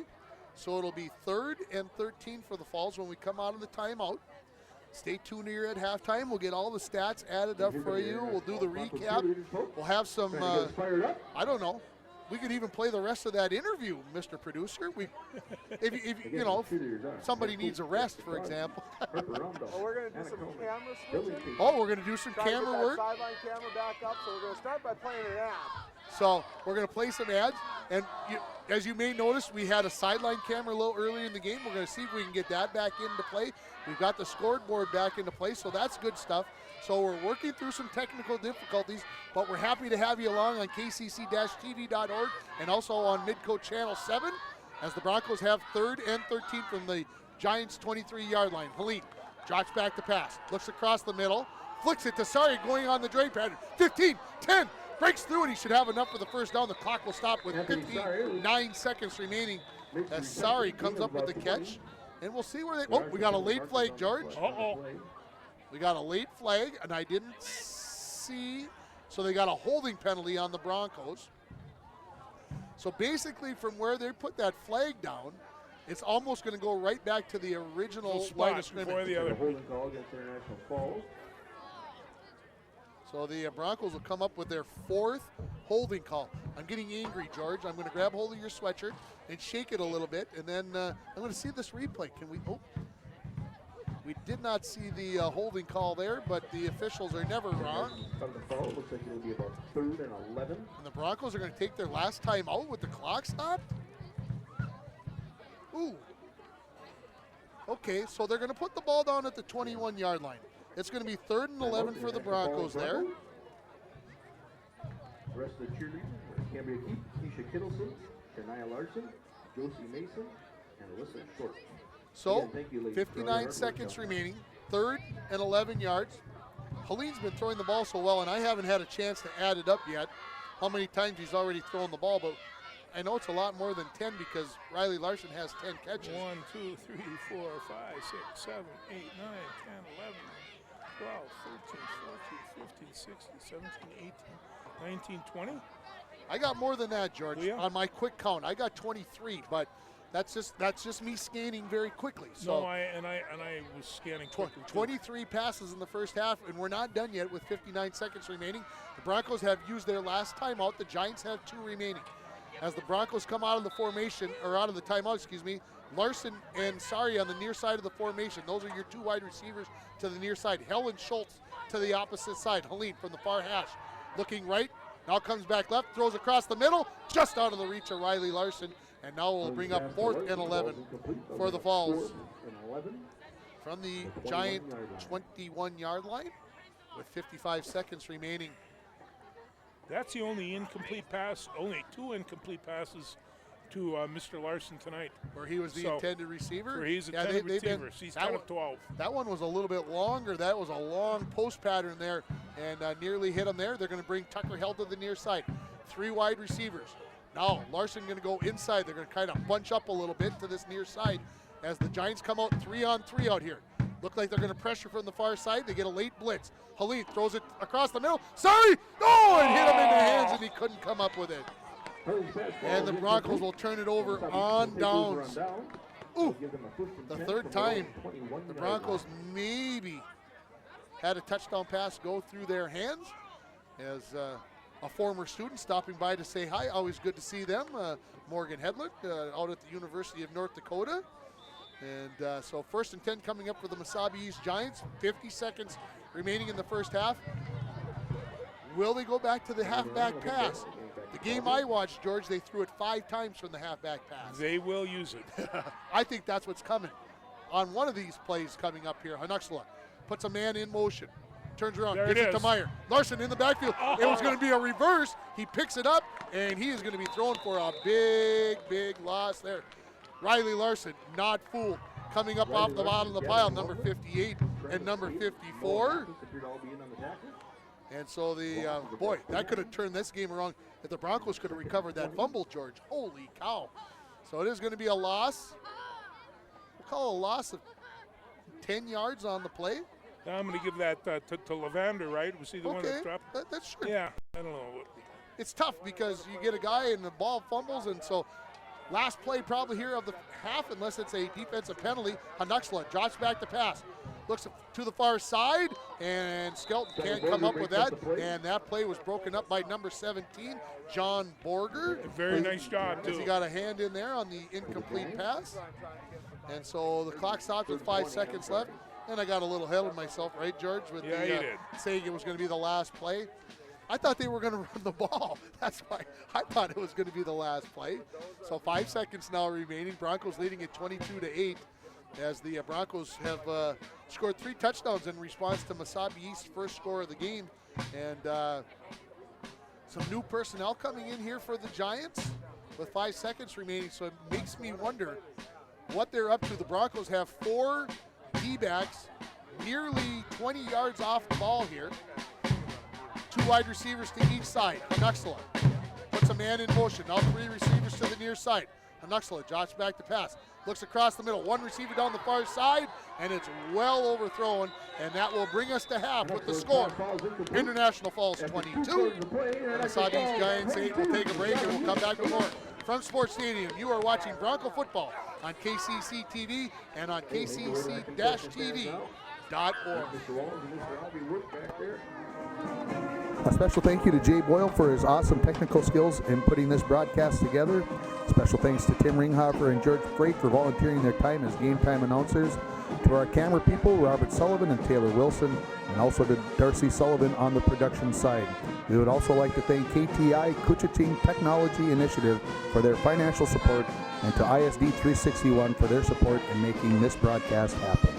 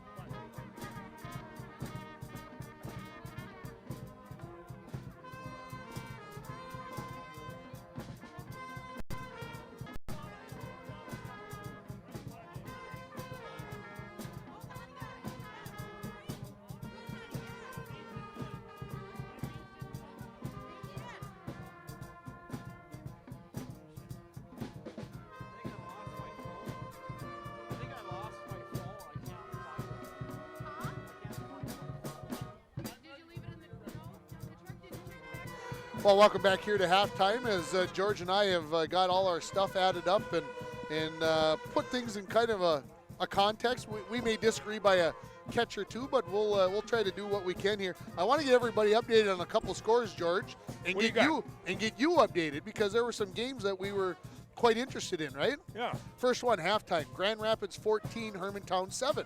Ooh. Okay, yeah, you like that one. They will celebrate. Okay. Evelyn Gilbert 14, Virginia 8 at the half. Close teams. Very close. GNK at Two Harbors. GNK 8, Two Harbors 7. So the three games that we're looking at, all very tight, all within a score there. There's going to be some great football games, some second halves coming up. And I'm going to run down the scoring first, if I might, George. Please do. The Mesabi East Giants opened the scoring. They fumbled on their first possession. The Broncos lost the ball on downs. They had the Giants backed up to their own 20-yard line, and then it was an 80-yard pass from the tailback. I got to get this name down here right, Gavin Skelton, because I had it written down wrong here. He threw an 80-yard bomb to number 11, Cole Swanson. The two-point conversion was added by Cole Meyer, and the Giants led it by a score of 8-0. The Broncos took the ensuing kickoff, drove it right down the field. They went 60 yards in 10 plays. It was a 10-yard pass from Cody Helene to Riley Larson. Helene added the two-point conversion, and we were tied at 8. We'd end the first quarter tied that way, and we'd go all the way until there was 4:20 left in the second quarter when Helene would get his second touchdown pass of the game, this time a 4-yard pass to Noah Mathis. That completed a 16-play, 67-yard drive. Beautiful drive. Might have been the best one of the year. Jermaine pushes it in across, the two-point conversion across, and the Broncos led 16-8. Mesabi East fumbles on their first play from scrimmage. 3 plays later, the Broncos put it in the back of the end zone. Schultz, 19-yard touchdown pass from, I think I said Cody Helene, Jace Helene. I think that's the second time I've at least done that tonight. I apologize, Jace. I'm going to do it for the rest of your life. I apologize. And the Broncos score just 46 seconds after they had scored. The pass failed, and the Broncos led it 22-8. That's where we sit here at halftime as the Broncos, well, they like playing at home apparently because they looked this good against Deer River a couple of weeks ago as well. Well, they do. And I'll tell you what, once in a while you see Chase Helene and Riley Larson. They're cousins, aren't they? Are they? I think they are. Okay. And it's just like you can see the family reflection on just the way this game's going. But it's just been a real good day for Riley Larson on both sides of the ball. And we have him for 10 catches for 129 yards. How's that? The 10 catches ties a school record for a game, not for a half. For a half. For a game. And he's got 129 yards pass or catching. We kind of will talk about the numbers. I quickly counted up that I've got Jace Helene for 15 for 25 for 201 yards in the first half. That's a lot of yards. And That's a lot of yards, and he's been dialed in. And the scarier part about that, George, he's got 10 incompletions.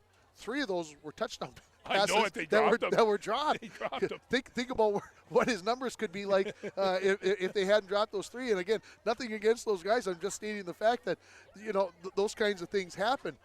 You were mentioning while we were off the air that Mesabi East really has not been able to run the ball against the Broncos. No, they really haven't, and I don't know how many yards they've got picked up here, but I have Meyer has 7 carries for 28 yards, and every time they get something going, they lose 3. And Stelton has 5 carries for a grand total of 4 yards. He did run a point after touchdown, but other than that, they've shut this big guy right down. Yeah, they've done a good job against the run, and really the big play that we can think about, that 80-yard halfback, tailback pass. And the Broncos actually had it covered, and give Cole Swanson a lot of credit. He made a couple of guys miss on the sloppy field and took it the last 55-plus yards for the touchdown to put the Giants up 6-0 at that point. But really, other than that, not much offensively, and the Giants have put the ball on the ground 3 times, lost it twice, and that really is kind of, we talked about that pregame, that turnovers would be a big deal. Well, especially with our defensive secondary, I'm telling you, Diego Christensen can really put a little enthusiasm back there, and he recovered a fumble. He's in a lot of the tackles. He's really having a great game as well. The last couple of weeks, the Broncos have gone against receivers that are like 6'3", 6'4", 6'5", these receivers for the Giants, Yeah. a little more to the size There are like no trees tonight. and the Broncos have been able to protect pretty well against the pass. And Hunuxla hasn't had a lot of time to throw the ball. No, he has not. And they're 1 for 6. So Hunuxla really 0 for 5 in the game. And the one completion, that 80-yard touchdown pass. So they're 1 for 6 for 80 yards. And again, we have Jay Saline 15 for 25 for 201. Very unofficial. We'll have that all officialed up later on tomorrow morning. But right now, the Broncos lead it by a score of 22-8. The Broncos have been back out on the field for, well, three and a half minutes. The Giants have not come out of the locker room yet. No, they haven't. I suspect maybe not too happy about the fact that they can't run the football right now. Well, you know, they rely on the pass or on the run, and if they can't, they are in trouble. I'm kind of amazed that Huxela has not been able to put the ball up a little bit more and be very effective. Well, and the thing is, George, if the game continues the way it's going, they aren't going to have much choice. They're going to have to put the ball up, not only because they need some big plays, but the other part of that is it'll lengthen the game. It'll give them more opportunities. So if I go back and look back, the Broncos kicked off to start this game, right? They did. So they are going to get the ball to start the second half, which is, of course, always a good thing. Well, theoretically. I mean, we've seen stranger things. We've seen teams that had to kick off both halves, and it happened not too long ago to the Broncos. I do want to mention, looking at the Northeast White division that the Broncos are in, Two Harbors leads the division with a 3-1 record. Greenway, Nashua, Keewatin right behind at 2-2, tied with the Falls at 2-2. Evelyn Gilbert is 1-3. Mesabi East is 1-3, and Virginia is 0-4. So Mesabi East has been added into that division race, but of course it's the section, of course, that when the playoffs come around, and when you think about the playoffs coming up, Moose Lake, Willow River sitting in the number 1 spot. Mesabi East sits in the fold on this. Crosby Ironton is in this. Royalton also in this equation. If you're thinking, geez, Royalton, how do they get in there? When was the last time we played Royalton? I think never would be the cause on that. But the thing about Royalton is they could be sitting in a number 6 because they play in a pretty tough conference. They do. They could come in with a number 6 in the QRF if it gets seeded that way and possibly make a big upset. We never know. You don't know enough about Royalton. So we'll talk more about the playoffs as we go along here. We are going to be on the air next week as the Broncos will be taking on Two Harbors. The following week, we're in the process. We think we're going to possibly have our first road football game. Maybe. I looked at Jay Boyle. We got to make sure we got an internet connection in Evelyn. We're hoping that we're going to be able to bring you that game. And then we also, of course, will have the last home game against Virginia. And that'll be our first game without Jay Boyle sitting at the helm. And boy, is that going to get scary. Oh, that Darcy sure is. Sullivan all of a sudden went on high alert. Like, Yeah. What? Where's Jay Boyle? Go ahead. Wait, don't leave us, Jay.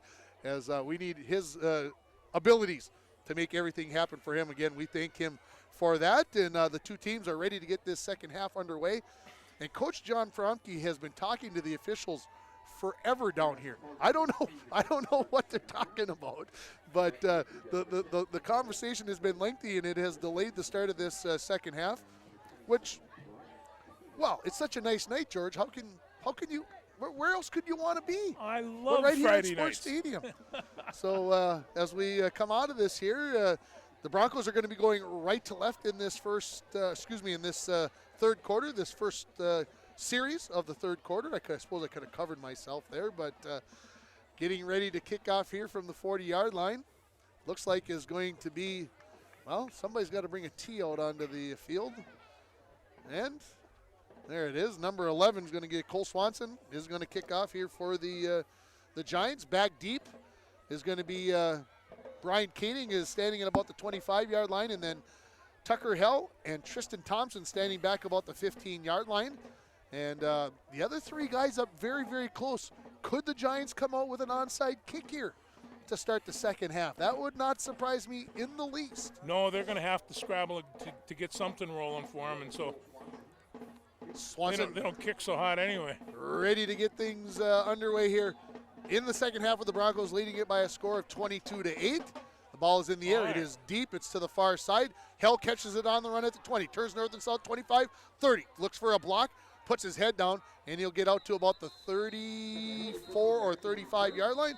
We'll see where they put the ball down. And so Tucker Hell, not an easy job back there. I got to return a couple of kicks in my life, and I don't want to do it ever again, George. They never allowed that for me. Those are a little scary. Did you ever have to catch a punt in a game? No, are you kidding? One of the scariest things I ever did. They sent me back to catch a punt. First and 10 for the Broncos from their own 34-yard line. Helene back to throw. He's under pressure. They're sorry across the middle. Catches it 40, and he'll be taken down near the first down. We'll see where the official puts him down. Looks like they're going to put him. Boy, it's going to be close, George. We'll see where they put him. I think they're going to say a little bit short. We'll call it 9 yards. And it'll bring up 2nd and 1 for the Broncos here. Helene stays in the shotgun. Mathis, the running back, right to his left. 2 wide receivers each side. Helene looks right. Catches it in the flat is Schultz. Got the first down. 50 and more. 45 and where he'll be driven out of bounds hard along the far sideline as he will have the first down for the Broncos. And let's see where they put the ball down. 40. Well, the official has not put the ball down yet. I'm going to say right on the 45-yard line, so we're going to say a gain of 12 on that last play. 1st and 10 for the Broncos. Helene. Mathis moves to the right side of him. Drops back to pass. Looks in the flat. Coming across the middle, that is Tucker Hell. Did he come up with that? I don't think so. The official on the near side said he did not, so incomplete. Wait a minute. No. 2nd and 10 coming up. PA guy trying to goof me a little bit. So 2nd and 10. We're just underway here in the second half. And, boy, that scoreboard got awfully small. We're doing our best. I know. I'm just saying, all of a sudden, like, whoa, is that is the scoreboard. 3 wide receivers to the near side. Schultz, the lone receiver to the far side. Tucker Hell in motion across the formation. Mathis looking for some room up the middle. Breaks a tackle. He'll get back near the original line of scrimmage. I believe that was number 75, Ben Segler. Is that the defensive tackle? They got a hand on Mathis in the backfield to slow him down. No gain for Mathis. It'll bring up 3rd and 10 for the Broncos at the Giant 45-yard line. This may be a time to talk about donations for more equipment. Go. We are now at the maximum of everything that we have. 3 receivers near side. Under pressure is Aline, and he gets out of it. Oh, how now did he he do scrambled to the far side. That's up high, and he's going to throw that away, and that's going to be an intentional grounding. Yeah. I'm My not question sure. is, they might have had a helmet on there. well, I'll tell you, it was a face mask, very possibly. It was actually 76, Isaac Stavnis, who was in on the pressure on that last play, and also here. And so this is a personal foul. They are going to call roughing the passer. Yes, they are. How are they not going to call that intentional grounding? There was not a receiver within 30 yards of that ball. No. There was. So if this 15 yards is going to get stepped off the way that I think it is, and could it be 2 flags? Could it be intentional grounding? And so that they are walking, the umpire and the referee are talking again. This personal foul penalty really should go from the original line of scrimmage and be a 15-yard penalty if that's what we saw when the call was correct. But we'll wait and see because that's what everybody's talking about right now. And the umpire and the ref still talking about what's happening here. So we got another flag up in the air. So now what's happening? That's the first time I've ever seen a referee throw a flag like 60 seconds after the play was over. Very good. Jay Boyle says he threw a flag on his partner on the other ref. So I honestly think there's going to be 2 penalties here. And I think the second flag is going to be for intentional grounding. Are they offsetting in that? And then that I case? believe it will be, well, in theory, it's not a dead ball play, so they should be offsetting. So they're picking the ball up. Here comes the referee. What is he going to call? Personal foul, roughing the passer. That is the first call. Intentional grounding. Penalties offset, no play. We'll just do it all over again. Put that in your statistics book. Well, that's unfortunate for the Broncos because Helene had no business trying to throw that ball, and where he threw it to, there was absolutely, like I said, nobody within 30 yards of the ball. No, you so couldn't see a fortunately, purple anywhere. the roughing the passer call was also in there. If you're a Giants fan, you're disappointed. But here we go, 3rd and 10 again from the Giants' 45-yard line. Helene looks right over the hands of Schultz as he was coming in on that quick screen from the outside. It'll be an incomplete pass, and the Broncos may have to punt for the first time in this football game. And it certainly looks like, holy smokes, they're going to run a whole new team out there, give some guys some breaks. So 4th and 10 for the Broncos. And Jackson Schultz will drop back to punt. Let's see who is going to be snapping. I heard we had a change in the snapper. Can you see the number? I cannot see the number. The snap, a little low, but good. Schultz gets it away. Along the near side, it'll land about the 17. It's going to be picked up there by the Giants. And off to the races is Cole Swanson, and he's just going to run out of bounds along the near sideline after a punt of about 28 yards. It'll be a gain of 22 on the return. So basically a net of about 6, well, we'll call it a net of about 8 yards on that punt. So 1st and 10 for the Giants here from their own 37-yard line. Their first series here in the second half, 10-16 remaining here in the third quarter. Broncos lead it by a score of 22-8. Giants stay with the 2 receivers to each side. The running back, Skelton, stands alongside Hanuxla. He gets the handoff going to the left-hand side. Going to find the going very tough, and he's going to be finished off there by number 35, Jackson Germain. And I think it was number 54 there, Kaler, with the first touch. And we'll call it a gain of no gain, we'll call it. And so 2nd and 10 coming up for the Giants. And you mentioned it at halftime, George. The Giants just have not been able to get much going with the run. The Broncos, lots of purple jerseys there as they've been able to not allow, especially the Giants, to get up inside. The Giants have been able to get to the outside on the jet look, but have not been able to get to the inside. Here's some power eye look for the Giants on 2nd and 10. This is going to be the second man through, and there's a big hit, breaks a tackle, and then to finish him off there is going to be number 34, Riley Larson. Diego Christensen hit him, and Riley Larson was right alongside to finish. But that's the way the tackling has to go, and I mean with that, Gavin Stelton has he's carried the ball 7 times for I don't know, about 6 yards. It's just he's really had a hard time today. So 3rd and 8 coming up for the Giants. They'll stay with that power I formation. 1 wide receiver to the far side of the field. Hanuxla under center. They'll throw the slant. It goes through the hands of Swenson, as it is Swanson, not Swenson. I'll get it straight. Swanson. And he just didn't go up and high enough to get that one. It'll be an incomplete pass, and it'll bring up 4th and 8 for the Giants. So it looks like they're going to go 3 and out here, as Brian Koenig going to drop back for the punt. And the punt is going to be Swanson here. So good snap. Punt is away.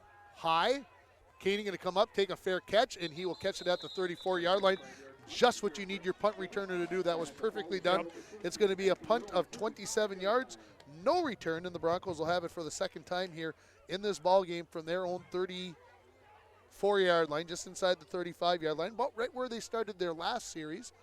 8:47 remaining here in the third quarter. Broncos leading it 22-8.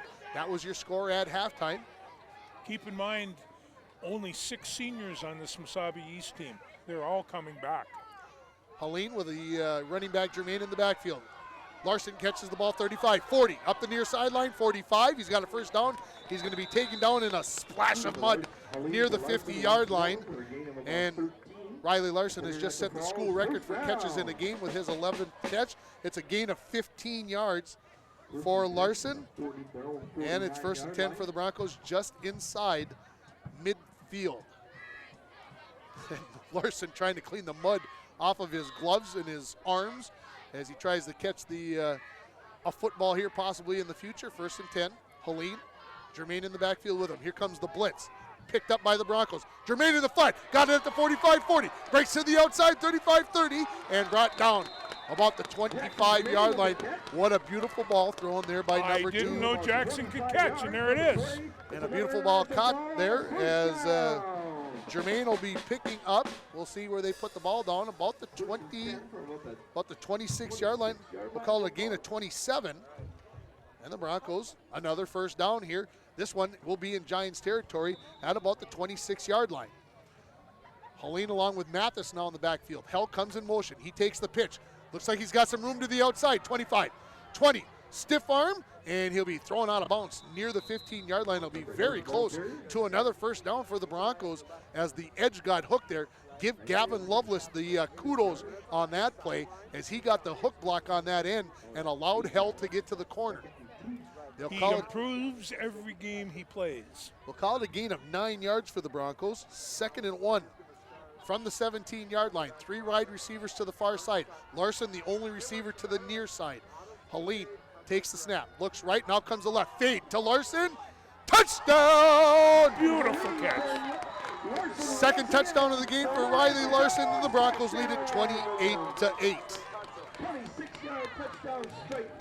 So 17 yards on the touchdown pass, and the Broncos lead it 28-8. So, George, the Broncos are going to go 66 yards in 4 plays. All of them resulted in first downs. Not too shabby. No, and that's 161 yards for Riley tonight. That's not too shabby And either. 12 catches. Yeah, Helene 12 catches. rolls to his right. Pull the ball down, young man. Oh, he's going to throw it, and this one's going to be complete. That will be into the hands of Anthony Sari. Anthony Sari. And the Broncos lead it 30. Let's see, 30. Yeah, get it right. 30-8 as they come up with the 2-point conversion. And boy, I'll tell you, George, good stuff from the Broncos on that possession. You can't do it any better than that. You really can.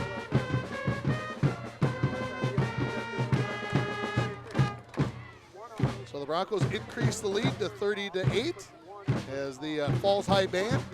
They've been in everything lately, by the way. Can I say thanks to Michelle Bolk and the band? You know, the band is really sounding good these days in case you haven't Very, noticed. very good. I think I've been to like 5 or 6 home volleyball games. I think they've been in, it seems like they've been in every game. So that's good to see. It's good It's to the hear. second half. They're still here. They're still playing, still pumping up this team. That's all it takes. So number 54, Travis Kaler, gets ready to kick this ball off. Again, 8:06. The Broncos got the ball twice inside of 4 minutes and still scored despite giving up the ball on the previous possession as Kaler gets ready to kick it off here. A low driver that will bounce, come to rest at about the 22-yard line, picked up here by Skelton. Turns to his right, now wants to go back left, and he's going to be taken down there by number 11. That is Jordan Smith that will come up with the tackle. And the ball is going to be set down at the 33-yard line. And so we will call it a return of about 12 yards. And the Mesabi East Giants will start 1st and 10 on their own 33-yard line. So you still have 20 minutes remaining in this game, George. If you're down 22 points, do the Giants have to change what they're doing? Yes. Simple as that. They have to start working around the edges and see if they can get. They got to get the ball, in my mind, get the ball in the number 5's hands on the edge and see what can happen because he's your best running back. This is going to be Levander in motion. They're going to look to option it to him the outside. Hunnexlin's got it. He's off the edge, and then he is hit and taken down there by number 2, Jace Helene, for very little gain as Helene came up from his safety position to make that tackle. And they'll call it a gain of a yard only for Hunnexla, and it'll bring up 2nd and 9 for the Giants at their own 34-yard line. That was Jace Helene is feeling it throwing the ball, and now he's feeling it on the defensive side of the ball as well. Well, he is. So looking up front, you see Lamin Barrow and Noah Mathis. They're your 2 defensive tackles. Gavlin Lovelace and Riley Larson, they're your 2 defensive ends. They've been doing the job up front. That's the difference in this ball game. Here's a ball that's handed off to Meyer, I believe, to the outside. Makes a couple of moves, breaks a tackle, 40, 45, and then he's going to be taken down about the 46-yard line. And it was Anthony Sari who will take Cole Meyer off of his feet, and number 5 hitting number 5. Yeah, Riley contributed. He committed a little bit early there. Otherwise, that would have been a stop for a loss. Well, when was able to- I watch Cole Meyer run that jet, he reminds me of a little guy that used to run for the Broncos, Jordan Headland. Yeah, because that's the one. He had a knack of bellying back just at the right moment to give himself just a fraction of a little bit to get to the edge, and that's a gain of 14 for Cole Meyer, and it's a first down for the Giants at their own 48-yard line. In motion again is Meyer. This is a counter to Levander. 50, 45, off to the races, 40, 30. Cut him off at the corner, 10, 5, touchdown Giants. And it is a 52-yard touchdown run there for number 6, Cole Levander. Excuse me, Hunter Levander. I apologize to him as he goes 52 yards on the run, and the Giants cut into the Bronco lead. It now sits at 30-14. So we'll see what the Giants decide to do on the 2-point conversion here. This is going to be a 3-play drive to go 67 yards. Took a minute 26 off the clock here, and we'll see what the Giants again decide to do here on the 2-point conversion. It's a 2-score game right now. It sits at 16 points, Right. but this two points for the Giants is a biggie. 2 wide receivers each side as Hanuxla stays in the shotgun. Puts a man in motion. 3 receivers to the near side. Hanuxla rolls this way, and we get whistles. And somebody, a little flinch. Which side? Will be on the Giants, which I believe that it is. No, it is going to be offside on the Broncos. Oh. Not good for the Broncos. So it'll be a penalty of 1.5 yards here for the Broncos. And so now just 1.5 yards away, now you open up a plethora of plays. I mean, 3 yards. You've got all those mules in the front. It's yeah, I see them coming with the power eye here, and Yeah. I can see why. Hanuxla now under center. Takes the snap, hands it off to Meyer off the left-hand side, and I don't think he got in. the referee running in late, and they Did say not get no. in. The run did not get in there, and so the lead stays at 16 points, as it is 30-14 now with 6:34 remaining in the third quarter. And so now the Broncos, who scored pretty easily. I'm looking down. I'm looking at Jace Helene.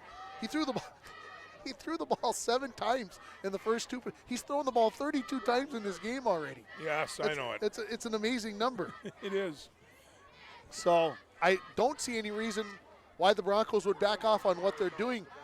They can't. No, they're committed. Well, and they're committed. Riley's hot, and he's, Well, there's 18 and a half minutes left Yeah. in this game. There's too much to start thinking about clock and everything Oh, no, else. no, You got to play your game here and stay doing what you've been doing. When I think about the clock, I think about game control, and that's what they have to do. Put long drive on this one, take care of most of the rest of this quarter, and then deal with the fourth quarter. Broncos But, have to be very aware here of an onside kick. I mean, the Giants just scored, but they got nothing to lose here. I don't. Not at all. And they actually moved the ball a little bit over towards the left-hand side. Do you see it's not quite in the middle of the field? Yes. Could have something to do with the soft field, but it could have something to do with an onside kick as Oh, well. look at and he's Cody Jansen and Lamont Barrow are talking about it he's right gonna now. onside or They're- squint. They're thinking about it. So Swanson ready to kick it off here. And they're going to boot it away. Thompson will take it right at the 20-yard line. He heads up the middle of the field, now tries to break to the outside. He'll get the corner, 35, and he'll put his head down along the far sideline, and we'll see where they mark him out of bounds. It is going to be right at the 40-yard line, so a return of 20 yards. You know, for- Tristan does a real nice job. He's only a freshman. He's going to be a fine football player. I talked to his dad the other day, and he's just Really? proud as can be. You talking to somebody's father, I'm shocked at the. Yeah, how do you do those kinds of things? Well, that's where I keep my boat. Aha! So 1st and 10 from the 41-yard line for the Broncos. Helene stays in the shotgun, looks to the flat, completes it to Schultz. Couple of moves, puts his head down, drives his feet, Hey, picked up 5 extra on and he's that got one. at least 6 or 7 along the far side, I believe. And as you mentioned, picked up 3, 4, 5 extra Extra. after the contact. We'll put it at the 47, a gain of 6. 2nd and 4 for the Broncos from their own 47-yard line. Hell is going to come to the near side here now, make it 3 wide receivers to the near side of the field. Riley Larson, stay on side. There you go, brother. Nice job. Helene waits for everybody to get set. Now barks out the signals. Takes a snap from Wold. This is a handoff to Jermaine up the middle. Contacted at the line of scrimmage, and he'll be taken down for about a 2-yard gain, and it'll bring up 3rd and 2 for the Broncos from their own 49-yard line. Huge play here now. Don't want to really go 3 and out here and give the momentum to the Giants as they just scored here moments ago to cut the Bronco lead to 30-14. Helene has 2 wide receivers to each side. Jermaine, the running back. Looks like the Giants are thinking about blitzing here. Helene now changes the play as the Broncos have plenty of time on the play clock, which we can't see, but I can see the back judge isn't calling it. Now they got 2 guys in motion, and Helene's going to take the run. He's not going to have enough, and now the Giants will have a decision to make. Helene only picks up a yard. 4th and 1 or 3rd and 7, and give the Broncos a chance here, another chance on 3rd down. So Jermaine tried to take a late turn and move it at the same time that Hell was going in motion, and of course that's a no-no. That is. Not in Canada, but it is around here. Well, we're pretty close to Canada. Nobody would fault that. They're going to back the Broncos up 5 yards, and it'll bring up 3rd and 7 now for the Broncos from their own 44-yard line. Hell comes to the near side. The Broncos will have 3 wide receivers to the near side. They'll bunch them up. Larson at the point of it. Helene has Jermaine along his right side. 3rd and 7 here. Helene drops back, looking to his left. Throws along the far sideline. Larson wants to come back to the ball. Somehow comes up with the catch for another Bronco first down. Yeah. Great adjustment to the ball. That ball slipped out of the hand of Helene a little bit, and Larson is able to come up with his 13th catch of the game, and it's going to be a gain. They're going to put the ball at the 34-yard line, so it's going to be a gain of 22 yards on that play. Whew. That must put him at about 180-something. 183 yards. Goodness gracious. 221's the record, and I don't know why I have to know that off the top of my head, but Derek Dowdy against Evelyn Gilbert back in about 2000. That comes as no surprise. No. Here's Hell in motion. He gets the handoff. It's a reverse to Sari. He's in trouble. He gets away from it. Makes another guy miss. Can he get back to the original line of scrimmage? Oh, he worked hard. He worked hard. The Giants played that very, very well. They stayed at home to keep everybody under wraps there. And maybe a little too much trickeration on that one, George, as the Broncos He was dodging, and a couple of people slipped. I think the field's just getting a little bit slippery. A loss of about 2 yards on the play. It'll bring up 2nd and 12 for the Broncos from the 37-yard line or 37.5-yard line or so. Helene, 2 wide receivers each side, drops back. Looks in the flat, now feels some pressure, throws that one to Sari. I think threw it in a good spot where he knew he wasn't going to be intercepted and taken care of there. So 3rd and 12 coming up from the Broncos from their own 37-yard line. 4 minutes and 1 second remaining in this 3rd quarter. Broncos leading it by a score of 30-14. 2 wide receivers to each side. Jermaine will stand to the left of Helene. 3rd and a dozen yards. Jermaine breaks out to the near side. Oh, and he was not aware that Helene wanted to get rid of that And ball. that was close to being lateral. And Hanuxla was out there. The Giants were ready for that play. They had seen that one.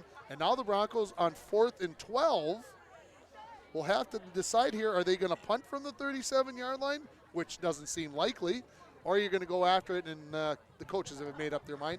They are going to go after this. So 4th and 12 from the 37-yard line. 3 wide receivers to the far side. Larson all by himself. Will it be the fade to this side? That's my prediction. Helene drops back, pressured, rolls out. Now he's going to pull it down, tries to get it himself, and it's going to be really, really close. Let's see where they put him down. And I think he's got enough, George. I think he does too. For a first down. Man, did he make a play there. So the officials talking, thinking about what they're going to do here. They are going to bring the chains out, maybe. And the officials say, no, he does not have enough. And they are going to mark him a yard short. And the Giants will take over. So we're going to call it 1st and 10 for the Giants from the 26-yard line. And unfortunately for the Broncos, unable to get enough on that. I think he got 11 and he needed 12. So we'll call it 1st and 10 here for the Giants from just outside of the 25-yard line. Power I formation. One wide receiver to the far side. They're going to turn around. This is going to be the second man through out the far side. This is Meyer. Excuse me, that is going to be Levander, who's going to pick up the couple of yards there. We'll see how many they give him. We'll call it 2, George. That's enough. Second and about 8 yards coming up here for the Giants from the 28-yard line. Hanuxla over to the far sideline to get the play, and then didn't pick up who made that last tackle. Trying to watch who's out there, but when they get on that far side and they get all kinds of jerseys in there, tough to pick up those numbers. 3:10 and counting remaining in this third quarter. Motion across the formation, trips to the near side. Hanuxla rolls this way. Larson pressures him. Wide open in the flat is Swanson. Cannot hang on to it as that one hit him in the hands. And the Broncos dodge a little bit of a bullet there as it'll be 3rd and 8 now for the Giants at their own 28-yard line. Clock stops with 3:01 remaining here in the third quarter. Broncos have the only score of this second half. Excuse me. The only, I didn't write down my ME. Each team has scored here. I want to correct myself. Larson scored on a 17-yard pass from Helene, and then a 52-yard run for Cole Levander. As both teams getting a touchdown here. 3rd and 8 coming up for the Giants. 2 wide receivers each side. Helene takes the snap, drops back, under pressure from Larson. It's a screen pass, and the Broncos all over that. Lamen Barrow, and who comes up with the tackle there for the Falls? I'm going to assume that it was Noah Mathis. Mathis there, and also number 58, Lovelace. Right there on the screen pass. No fooling the Broncos on that one. It'll be a loss of 2 yards on the pass completion, and it'll bring up 4th and 10 for the Giants, and they look like they're going to go 3 and out. Standing back on his own 42-yard line is number 27, Bryant Kading, awaiting the punt from Cole Swanson, the punter and kicker for the Giants. Just gets it away. This ball's going to land at the 50, roll, and it will come to rest at about the 41.5-yard line. We'll call it a punt of 33 yards, and the Broncos will take over again here, 1st and 10 from their own 41-yard line. Broncos thinking about 2 minutes left now, 14 minutes remaining in the game, George. Is it still something where you're not changing things? No, you're not. No, there's no reason to change anything. They're still moving the ball real well. They still have Mesabi East back on their heels.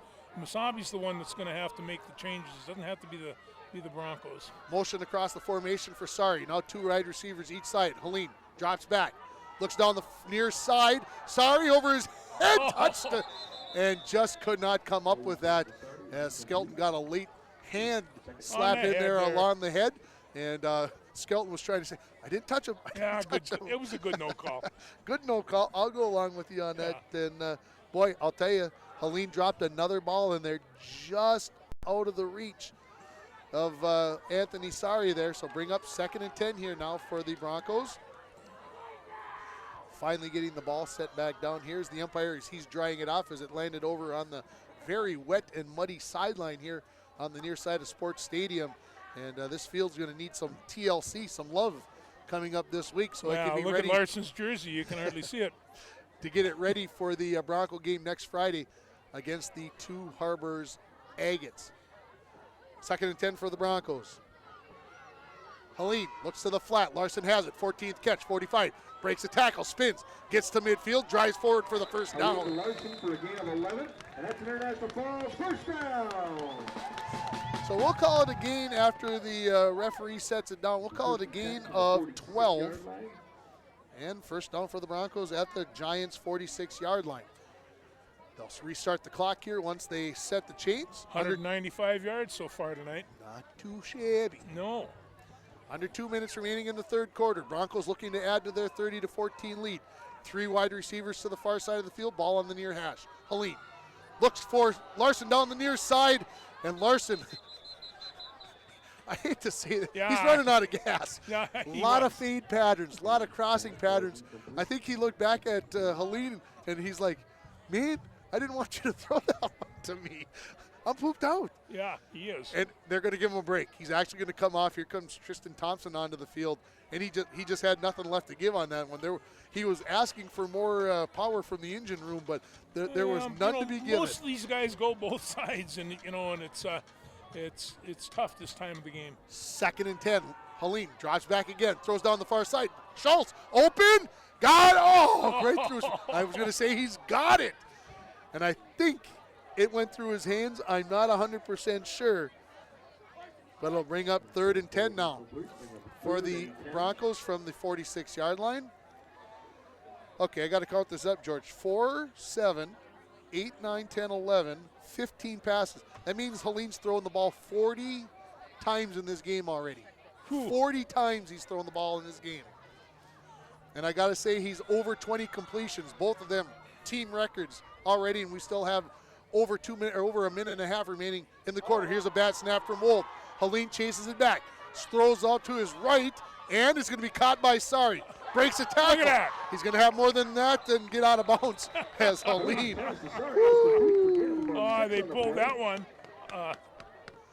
So Sari will get a gain of about 4 yards, we'll call it, George. And it'll bring up 4th and 6 for the Broncos at the Giants' 42-yard line. That's frankly just not giving up on the play. Helene could have done a lot of different things there and a lot of confidence tonight, and he decided that he's going to go for it. Here's 4th and 6 for the Broncos. Another high snap. Helene pulls it down. Fade to the near side, looking for Larson, and that's broken up by Swanson, and the Broncos will turn it over here on downs. Coach Swanson breaks up the play. So Mesabi East will take over on downs. So the Broncos still have that 16-point lead as the Giants will take over 1st and 10 at the 42-yard line.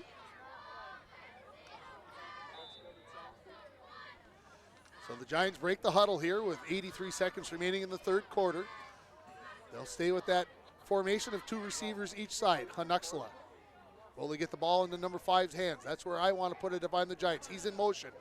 They spin. It's Levander on the counter.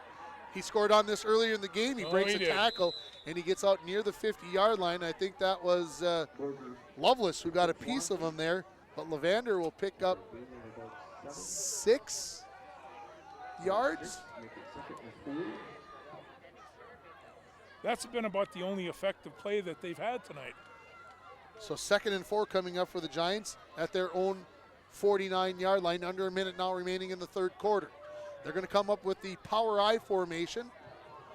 Split end to the near side of the field. Here's a pitch. This is Meyer trying to break to the outside. He's got it. 50, 45, 40. Sorry, hits him. He breaks that tackle. 30, tried to lay on the brakes, and he will fall down at the 30-yard line. It's a gain of 21 yards for Cole Meyer, and it's 1st and 10 for the Giants at the Bronco 30-yard line.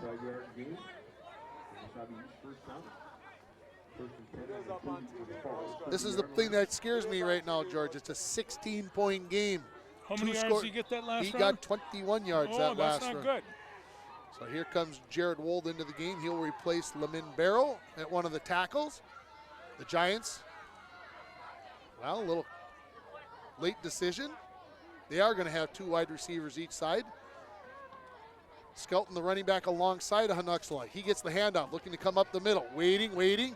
Finally waits, puts his head down. He'll gain 4 yards there on the play. And coming up off the bottom, 58, 54, and also 40 coming off the bottom of the pile there on the tackle for the Broncos. So Lovelace and Wold and also Mathis there on the final play of the 3rd quarter. We'll call it a gain of 4 yards. And as we go to the 4th quarter, the score will be International Falls 30 and the Mesabi East Giants 14.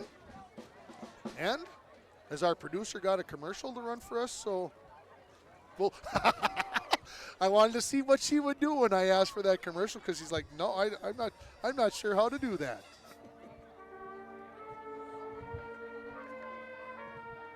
Last call and last chance to support the Derek Walls, the baseball team. Lots of hot chocolate and coffee. Plenty of Coke products on hand.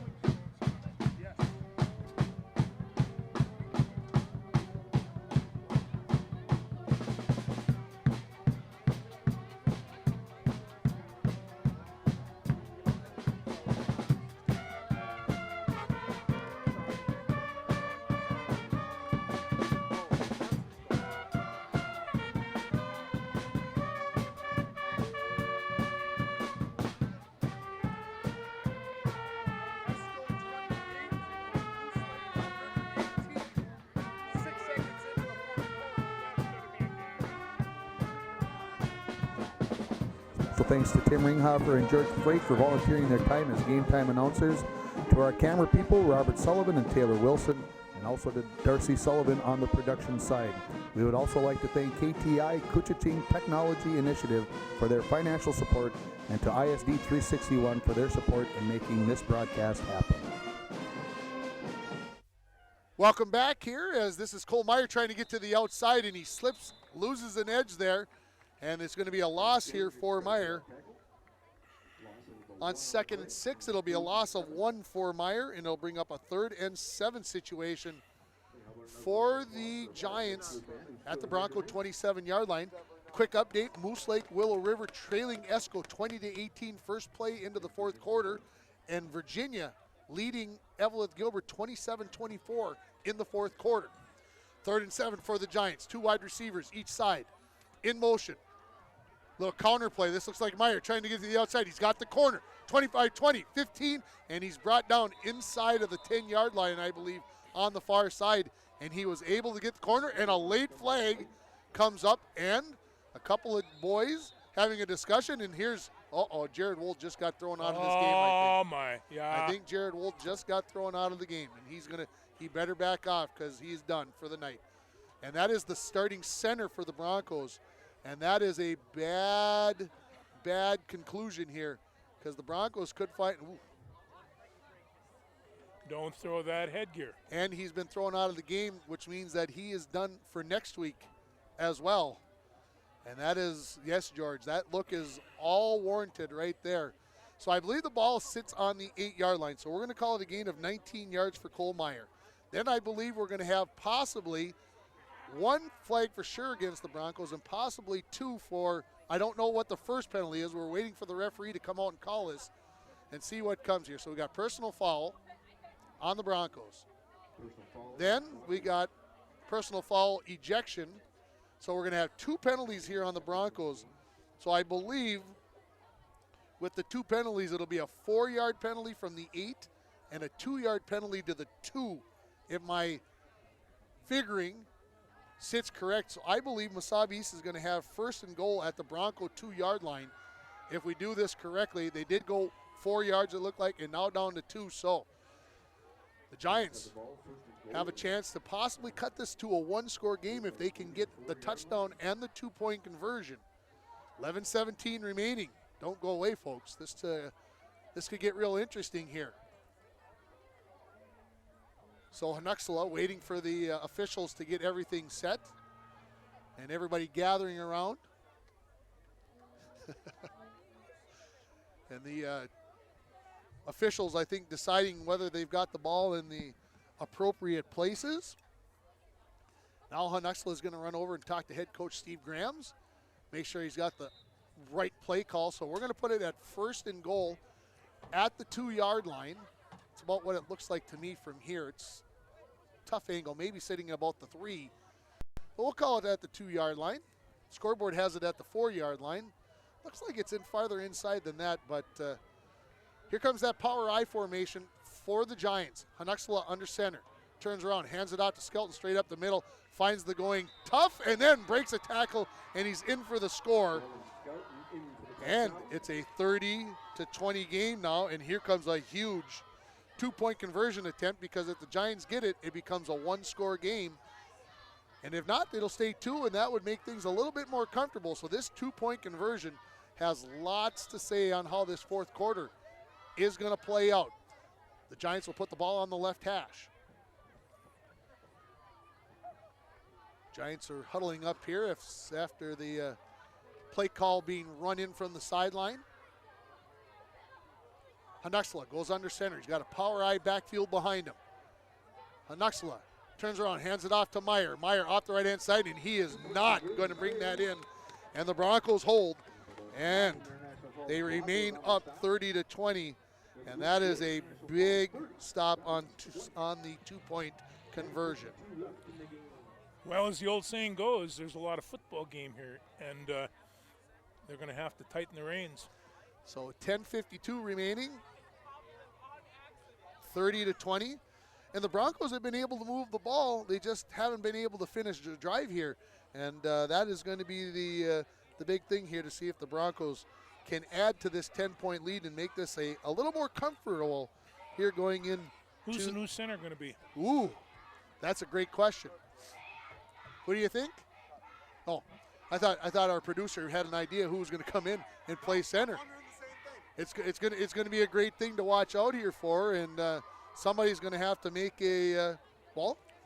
We've already seen when Wold was out of the game earlier, bad snap over the head of Helene. So very important thing here. The Broncos are putting 10 guys up within 15 yards of the ball. Worried about it. Hands team. Hands is up. And deep is going to be Brian Koenig, making sure that this ball doesn't get beyond him. And I hope he comes up and then takes a knee if it's kicked deep. As here comes the kick from Cole Swanson. It is going deep. Koenig's going to catch it at about the 15-yard line. Drops it, kicks it, now picks it up inside the 10-yard line. Going to see if he can get something. Going to get to the corner, get back near the 20-yard line before he's tackled there about the 18-yard line. So Koenig, tough time. That's a scary thing being back there all by yourself when everybody else is running around. And you are by yourself. And so the Broncos will have it 1st and 10. I'm going to say about the 15-yard line they're going to put it down at. So 85 yards to go for the Broncos. Helene looks to the flat, caught there by Larson. Far side 20, spins, 25, first down, and he's going to be brought down about the 28-yard line. So we'll call that catch number 15, right, George? Yeah, that would be right. So they're going to give him a gain of 11. If the yes, we're going to call it 11. Well, I'm at 204 yards. Okay. 1st and 10 for the Broncos. 3 receivers to the near side. Larson, the lone receiver, to the far side. High snap. Helene came down with it. Over the middle. Schultz overthrown there in the middle of the field. And it'll bring up 2nd and 10. So I think Gavin Lovelace has gone to the center, and Paul Harder has come in at the tackles from what I can see. 2nd and 10 now for the Broncos from their own 26-yard line. Clock stopped with 10:21 remaining in the 4th quarter. Helene takes the snap, drops back, looks across the middle. Sorry, has it. 30, and tried to lay on the brakes and make a move there, and he slips down as it was Levander there to stop him there. It's going to be a gain of 5 yards for Sari, and it'll bring up 3rd and 5 for the Broncos at the 31-yard line. Well, they marked it at the 30 now. All right. Why they got to make me work so hard at this, George? That's the way it works. 3rd and 6 for the Broncos. Really not wanting to go 3 and out here, or 4 and out, but that's a possibility. Helene takes the snap. Looks left. Going for Larson. Knocked away at the last minute. Great defensive play there by the Giants player as he knocked that away at the last moment. The Broncos will have to punt it away here. Number 11, Cole Swanson. And so 4th and 6 for the Falls. See if I can pick up who is the center this time. This is going to be number 65 for the Broncos. That's who it is. And that is Cameron Schultz. Yes, I remember hearing about this. Brother to brother on the snap. 2 receivers back deep for the Giants on this punt. Good snap. Schultz gets the kick away. It's a low liner. It's going to land at about the 43. Roll dead inside the 40 and all the way down to the 36. It'll be a punt of 34 yards. And the Mesabi East Giants down by 10 with 9:32 remaining. Will start on their own 36-yard line. Still down 2 possessions. But the Broncos need to find a way to come up with a stop here. This is a big, big drive. So look out at the Bronco defense. Across the front, Mathis, Barrow, Lovelace, Riley Larson. Linebackers are Borger, Jackson Germain, and Travis Kaler. Safeties in Helene and Christensen. Motion. This is Skelton right up the middle, and he's going to find the going very tough as he was met by Noah Mathis. And that'll be a loss of a couple of yards. We'll call it a loss of 3. And to bring up 2nd and 13 And that was all number 40 getting a push there at the defensive tackle. Your corners are Brian Koenig, and on the far side of the field, I would guess Anthony Sari if I was 100% sure, but that jersey's awfully muddy. But I'm going to take a guess on that's who's out there. So 2nd and 13 coming up for the Giants as we go under 9 minutes remaining in this third quarter. I should mention that the North Central Stars have tonight off. They got a forfeit as Floodwood didn't have enough healthy players, so they moved to 5-0 on the season. Is Gilbert still down the way down there? I think I see his red hair down there. Here's a pitch to Meyer looking to get to the outside. Makes a move. He does get to the corner, 35, and then runs out of bounds about the 30. They'll call him at the 40-yard line. We'll call it a gain of 7 for Meyer. And it'll bring up 3rd and 6. A big 3rd and 6 here.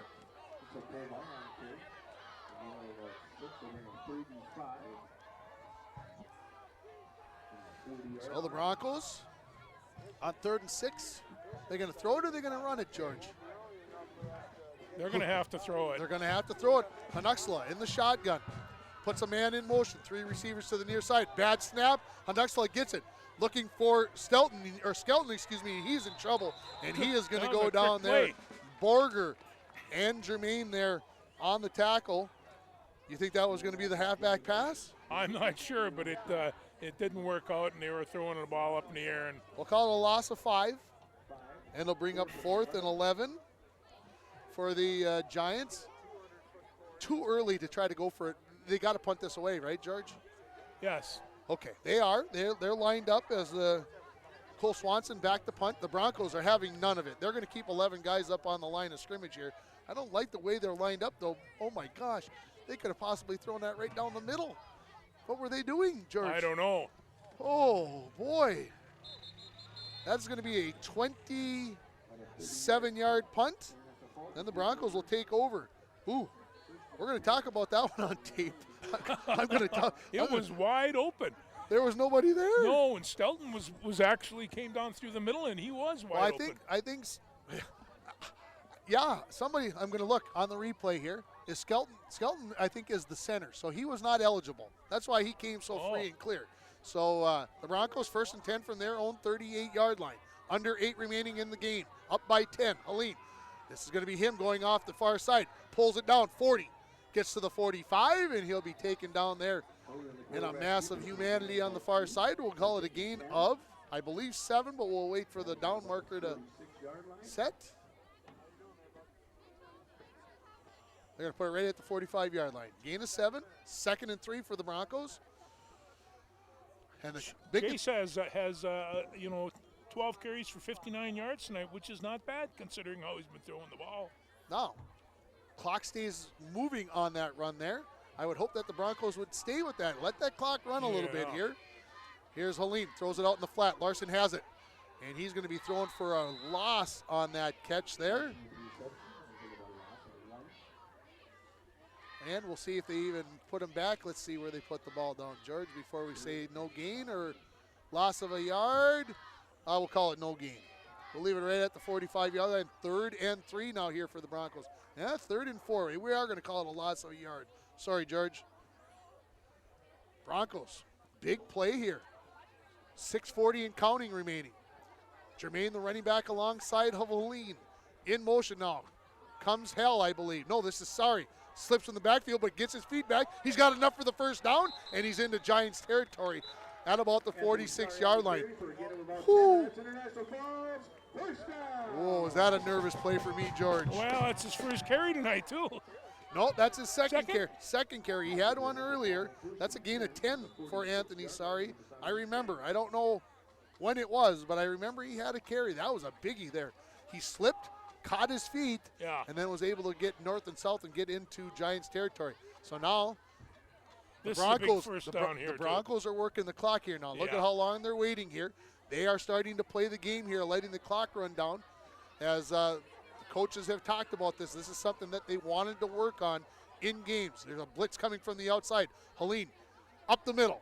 Breaks one tackle. Won't break the second tackle from Skelton there. And he'll get a gain of a couple. Right up the middle. And now 2nd and 8 for the Broncos at the Giant 44-yard line. Now, I don't mind Jace Helene running the ball here, but I don't want him running it up inside there unless it's absolutely necessary. Let's keep that boy as healthy as we can, and let's get that ball into the hands of 35. Let's bring 40 in. Let's put him in that box back formation. Rock those guys a little bit. And line some things up. Helene, 2nd and 8, drops back. Looks across the middle. Almost picked off. And that was number 39, 38. 30, Logan Schroeder, who thought pick 6. And oh my, would that have made the game almost interesting. there too. Whew. So 3rd and 8 coming up for the Broncos now. From the Giant 44-yard line. Oh my. I saw the route coming. So did Schroeder. And he almost picked that one off.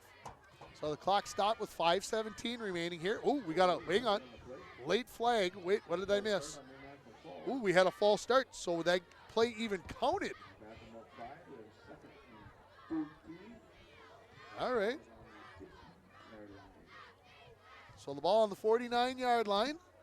It's going to be 2nd and 13 now for the Broncos from the Giant 49-yard line. 3 wide receivers to the near side. Larson all alone to the far side. Hill catches this out in the flat.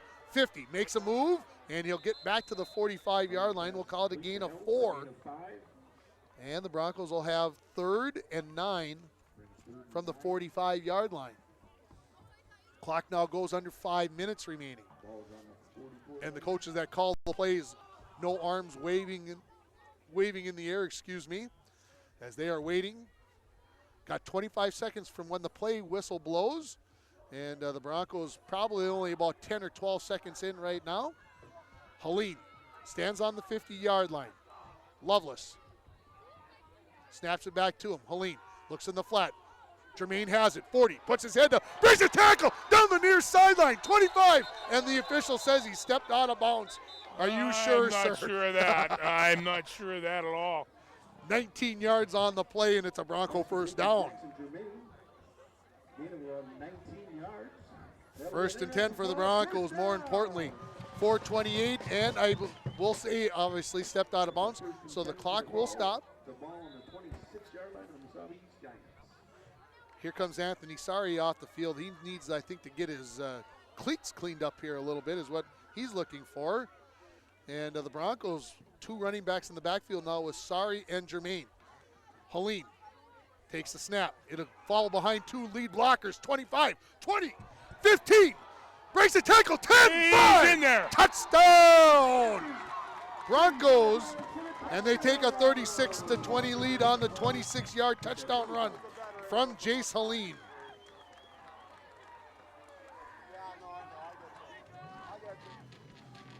So with 4:20, boys, that makes things a little bit easier, George. It is going to be a 62-yard drive on 2, 4, 7 plays. The Broncos look to add the 2 here. Helene under center on the left hash.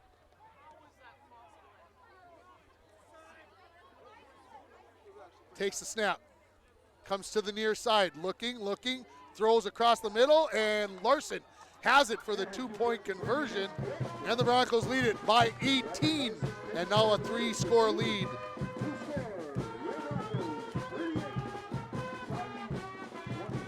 (38-20). The Broncos lead it.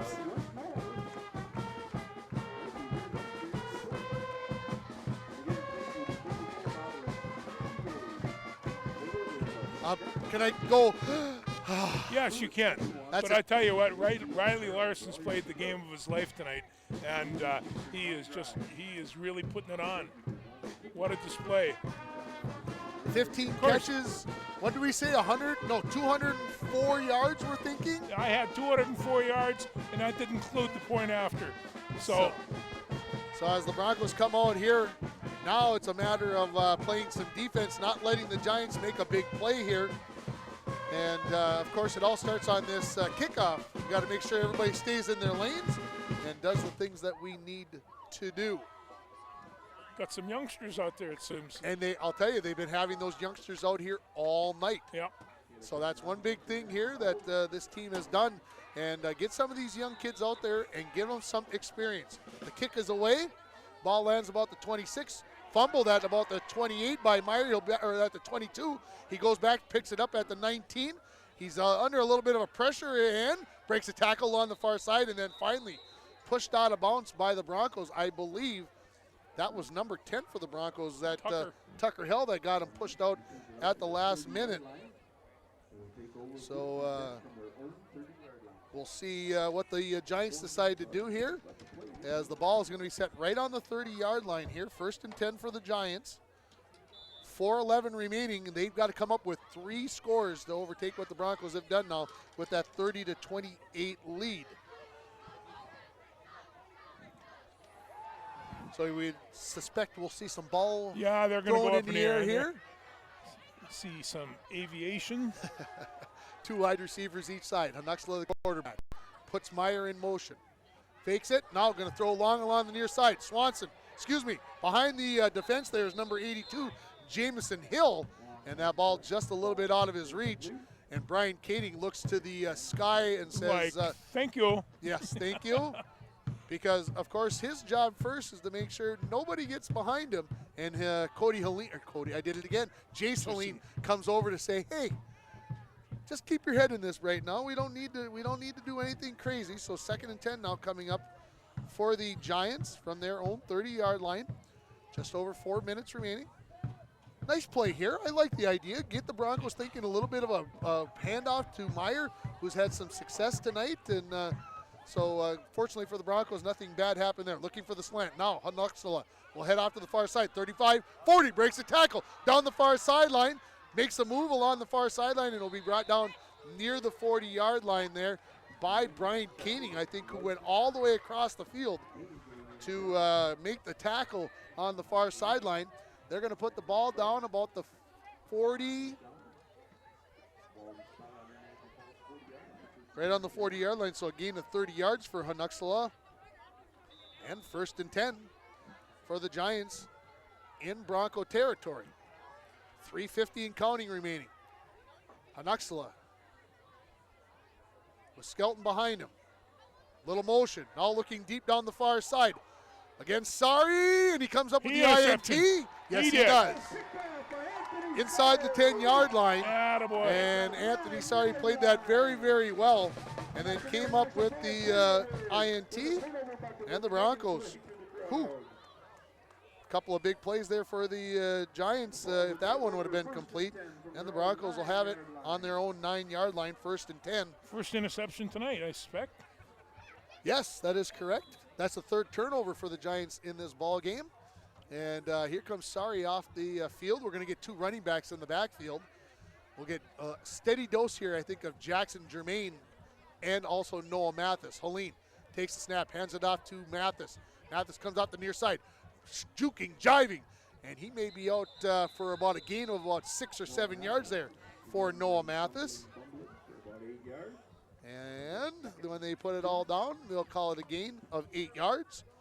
And 2nd and 2 coming up for the purple and gold, who are looking like they are going to move to 3-2 on the season and host 2 Harbors next Friday night right here at Sports Stadium on the homecoming game. And our last report, G&K was leading 2 Harbors 8-7. 2 running backs in the backfield. Hell and Schultz, the receivers on the near side. This is Jermaine going off the left-hand side, driving his feet. I think he's got enough for the first down. Oh, yeah, well across the 20-yard line. We'll call it a gain of 5. How about? No, we're going to get a timeout. So Mesabi East is going to take a timeout. So the Broncos led 22-8 at halftime. Now each team has scored a pair of times here in the second half, and the Broncos led it by 14, but now up by 18, and that's a much nicer number, George. It is. So, not that the game is over, but if you were going to give the star of the game, the player of the game, the guy who did the most here to get the Broncos what it looks like was going to be an apparent win, who are you giving it to? Well, you can only pick one. No saying with this guy and that guy, just one. No, I gotta go with Riley Larson. He's just had a super performance on both sides of the ball. He's just really a heads-up ball player today, And so he's going to get most of my stars. On the other hand, somebody had to get the turnip to him, and that was Helene. And also Chase he's run for over 60 yards. I'm not sure what his passing stats are right now. They're incredible. Well, it's going to be an incredible number at the end of the night. I would say we're going to be approaching 50 attempts and possibly maybe 30 completions. It could be a crazy night. High snap, handoff. This is Noah. Is that Noah? I want to make sure before I say that it was Noah. And another timeout here by the Giants, who are looking to, they've got nothing to lose here, right, by taking those timeouts. It'll be no gain for for Mathis on first down. So we'll call it 2nd and 10 coming up here. And, of course, next week, George, the Two Harbors Agates, as I mentioned earlier, come to town. And, of course, they like to run one of our favorite offenses in the world, the old double wing. It'll be a lot of what we saw the Broncos face against Moose Lake a couple weeks ago. And the Broncos did not handle it well, although you might recall that the Broncos shut the Agates down last year to about 110 yards rushing for a game. And the last time Two Harbors probably got held to 110 yards rushing, I don't know under this regime for the Two Harbors Agates when that could say that happened, because they have been very, very successful. So here comes 2nd and 10 for the Broncos from their own 22-yard line. 2:40 remaining in this ball game. Helene takes the snap from Lovis. A little bit high. He'll run it off the left-hand side. Gets hit about the line of scrimmage, and he'll be brought down at the 20.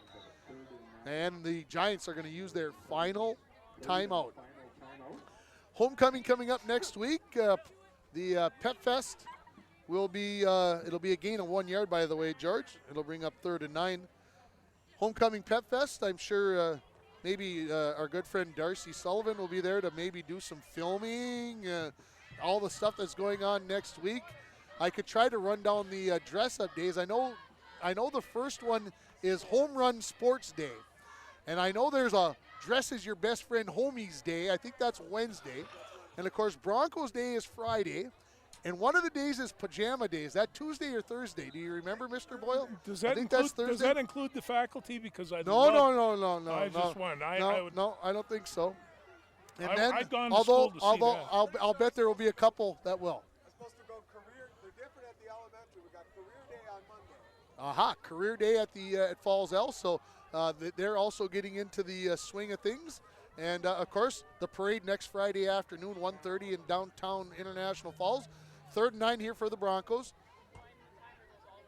Helene puts a man in motion. It's high. Helene did the right thing, not trying to hand that ball off. He's going to try to make something out of nothing. And he's doing a lot of going backwards. He is using up the clock, which will help. But this is going to be a loss, I don't know, maybe of about 8 or 9 yards here when all is said and done. They're going to put the ball, I think, right on about the 15-yard line. Well, this is kind of a dangerous situation right here because in Canadian football, you know what you would do here. You would take the 2 points, you take the safety, and then kick it, give them the ball down the other way, and not even think about this. With under 2 minutes remaining, ball sitting on about the 15-yard line. Back to punt is Jackson Schultz. Brother Cameron looking to snap it to him here safely, and they're waiting to snap the ball. They're trying to take as much time off the clock, and then the back judge started counting his 5 seconds, and then Coach Seth Ediston said, we'll take the timeout here, and we'll get everybody lined up with 1:38 remaining, and the Broncos looking to move above the 500 mark here at 3-2. No, that's not possible. Okay. That must have been a flash of a phone somewhere, because I swear I just looked over your shoulder, George, and I thought I saw lightning, but I look up and I can see stars. So something, maybe a transformer burst someplace across lightning town. And stars, that has to do a lot with me, I tell you that. I suppose we could do a little shameless plug here, George, right? If people haven't seen the sports wrap with George and Ringer, you can go to YouTube and look us up there. If I told you how much fun I'm having with that, that is just once or twice. Yeah, it's a good time. We talk a little bit of football. No, we talk a lot of football, folks. And George even brought up the Wild. So we're going to talk some hockey on this show. I thought I'd surprise you. And you did. You threw me a curve. I was not ready for that. Good. Snap to Jackson. He gets the punt away. Caught right at the 40-yard line. On the far side, this is Cole Swanson, and he's going to be brought down there by Tristan Thompson along the far side. So the clock stops with 1:29 remaining. And join us Friday night. You can watch on your phone. Oh, it's right on Facebook. There you go. So KCC TV, TV on the Facebook. So you can also watch. We've got so many options to watch, and we're happy that we're able to bring this to you. It's going to be 1st and 10 for the Giants at the Bronco 34-yard line, and then add on 15 more on the play. So, well, that makes things a little more interesting, doesn't it?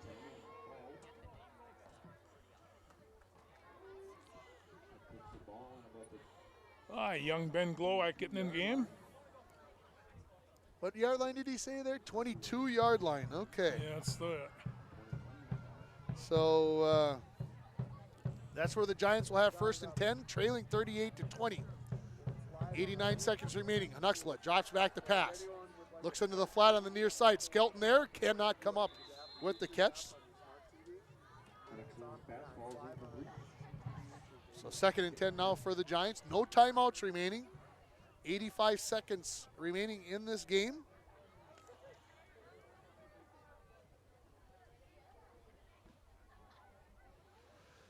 I've got Helene with 23 pass attempts in the second half. That means he's got 48 for What's the game. school record?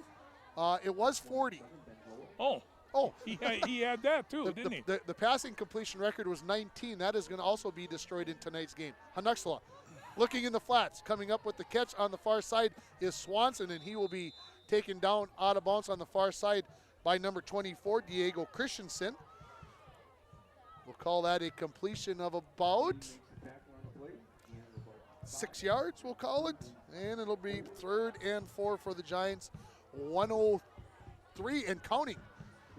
As they say he was in bounds. And then I hear a whistle as Lamin Barrow trying to get off the field. And the Broncos will take a timeout to not get the penalty, I think essentially is the biggest thing there. Yeah, that was it. And as you mentioned, a couple of guys in for the Broncos on defense. Number 74, Devin Reimer in the ball game. Number 42, also for the Broncos, Christian Huffnagel, as they were coming over to the sideline. A couple of replacements here. But I understand why the Broncos aren't going wholesale changes either here, because a little at a time. And you don't want to. I know it's 3 scores, but at the same time, you really don't want to let things get away from you. You mentioned Ben Glowak also in the game, number 7. And other than that, I think everybody pretty much I see Gavin Lovelace is still ready to play ball. Oh, yeah, I don't doubt that. So here comes 3rd and 4 for the Giants. Hanuxla, a couple guys in motion, and there'll be a flag here on the Giants. So 3rd and 9 now coming for the Giants. Bronco volleyball will be at home on Monday night in a rescheduled game after the rain delay from last Tuesday night when the water came through the ceiling at the Falls High Gym. Was there damage in any other part of the school? No. Oh. No. So that game will start at 6 o'clock. No admission to that game next week, as that is rescheduled. And we'll have some other games next week. Don't forget the Heil Pike coming up on October 8th. We talked a lot about that on our show that we recorded last night. 3rd and 9 here for the Giants. Hanuxla, back to pass. Looks in the flat, picked. Oh! I thought it was going to be a picker and a 6er there for Cody Helene, Jace Helene. Jace Helene. Ding it! Give him a zap. Ding you, Cody Helene. Why are you still in my brain? And why are you still in the? I don't want him in the Why game are you anymore. still in my head? And maybe why is Jake Celine still in the game? Because the Broncos do not want to see the Giants score here. Hanuxla rolls out, throws it along the far side, incomplete. Riley Larson right in the face of Hanuxla, forcing that incomplete pass, and the Broncos are going to get to take a couple of knees here and win this game by a score of 38-20. And it was an interesting first part of the game, George, when the Giants turned the ball over early. The Broncos could not capitalize, and then the Giants got that 80-yard touchdown pass, and all of a sudden you were like, okay, is this going to go the wrong way for the Broncos?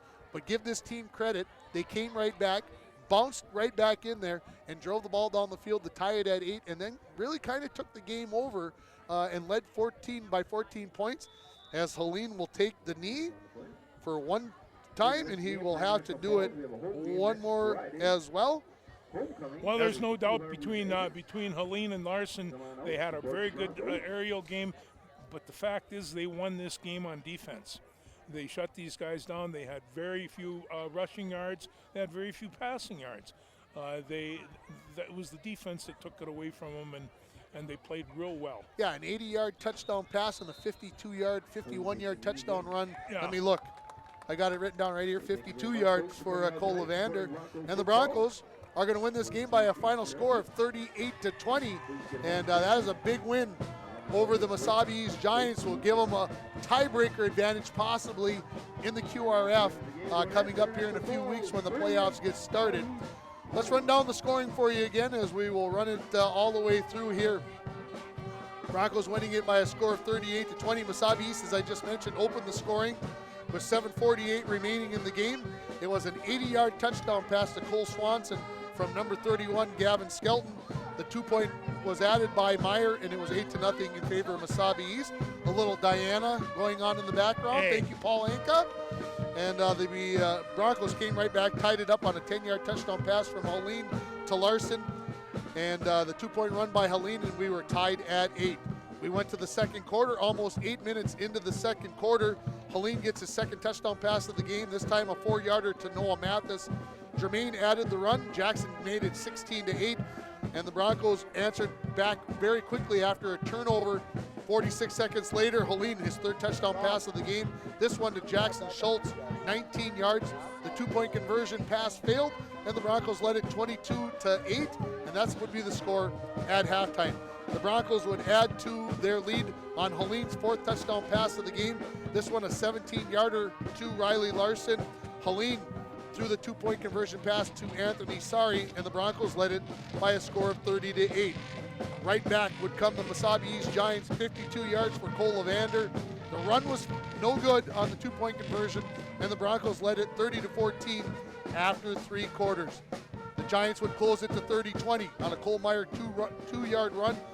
A minute 8 into the fourth quarter, the run would fail. That kept it a 2-score game.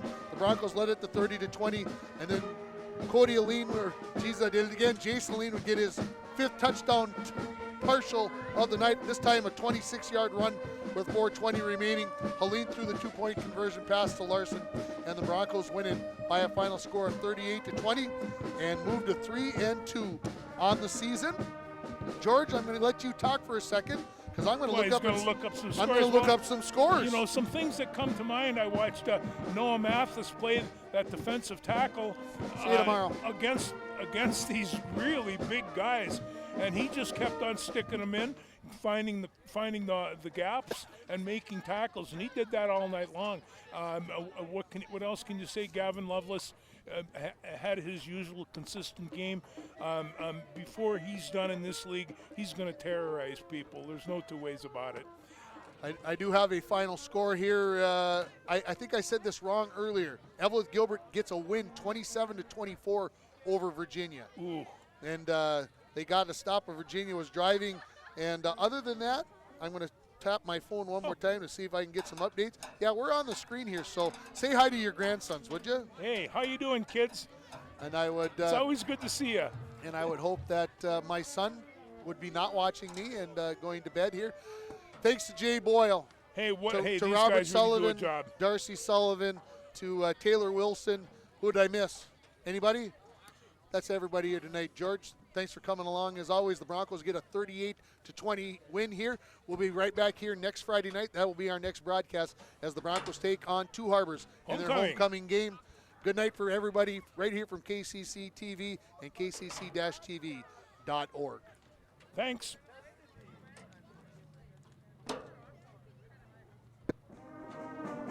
A special thank you to Jay Boyle for his awesome technical skills in putting this broadcast together.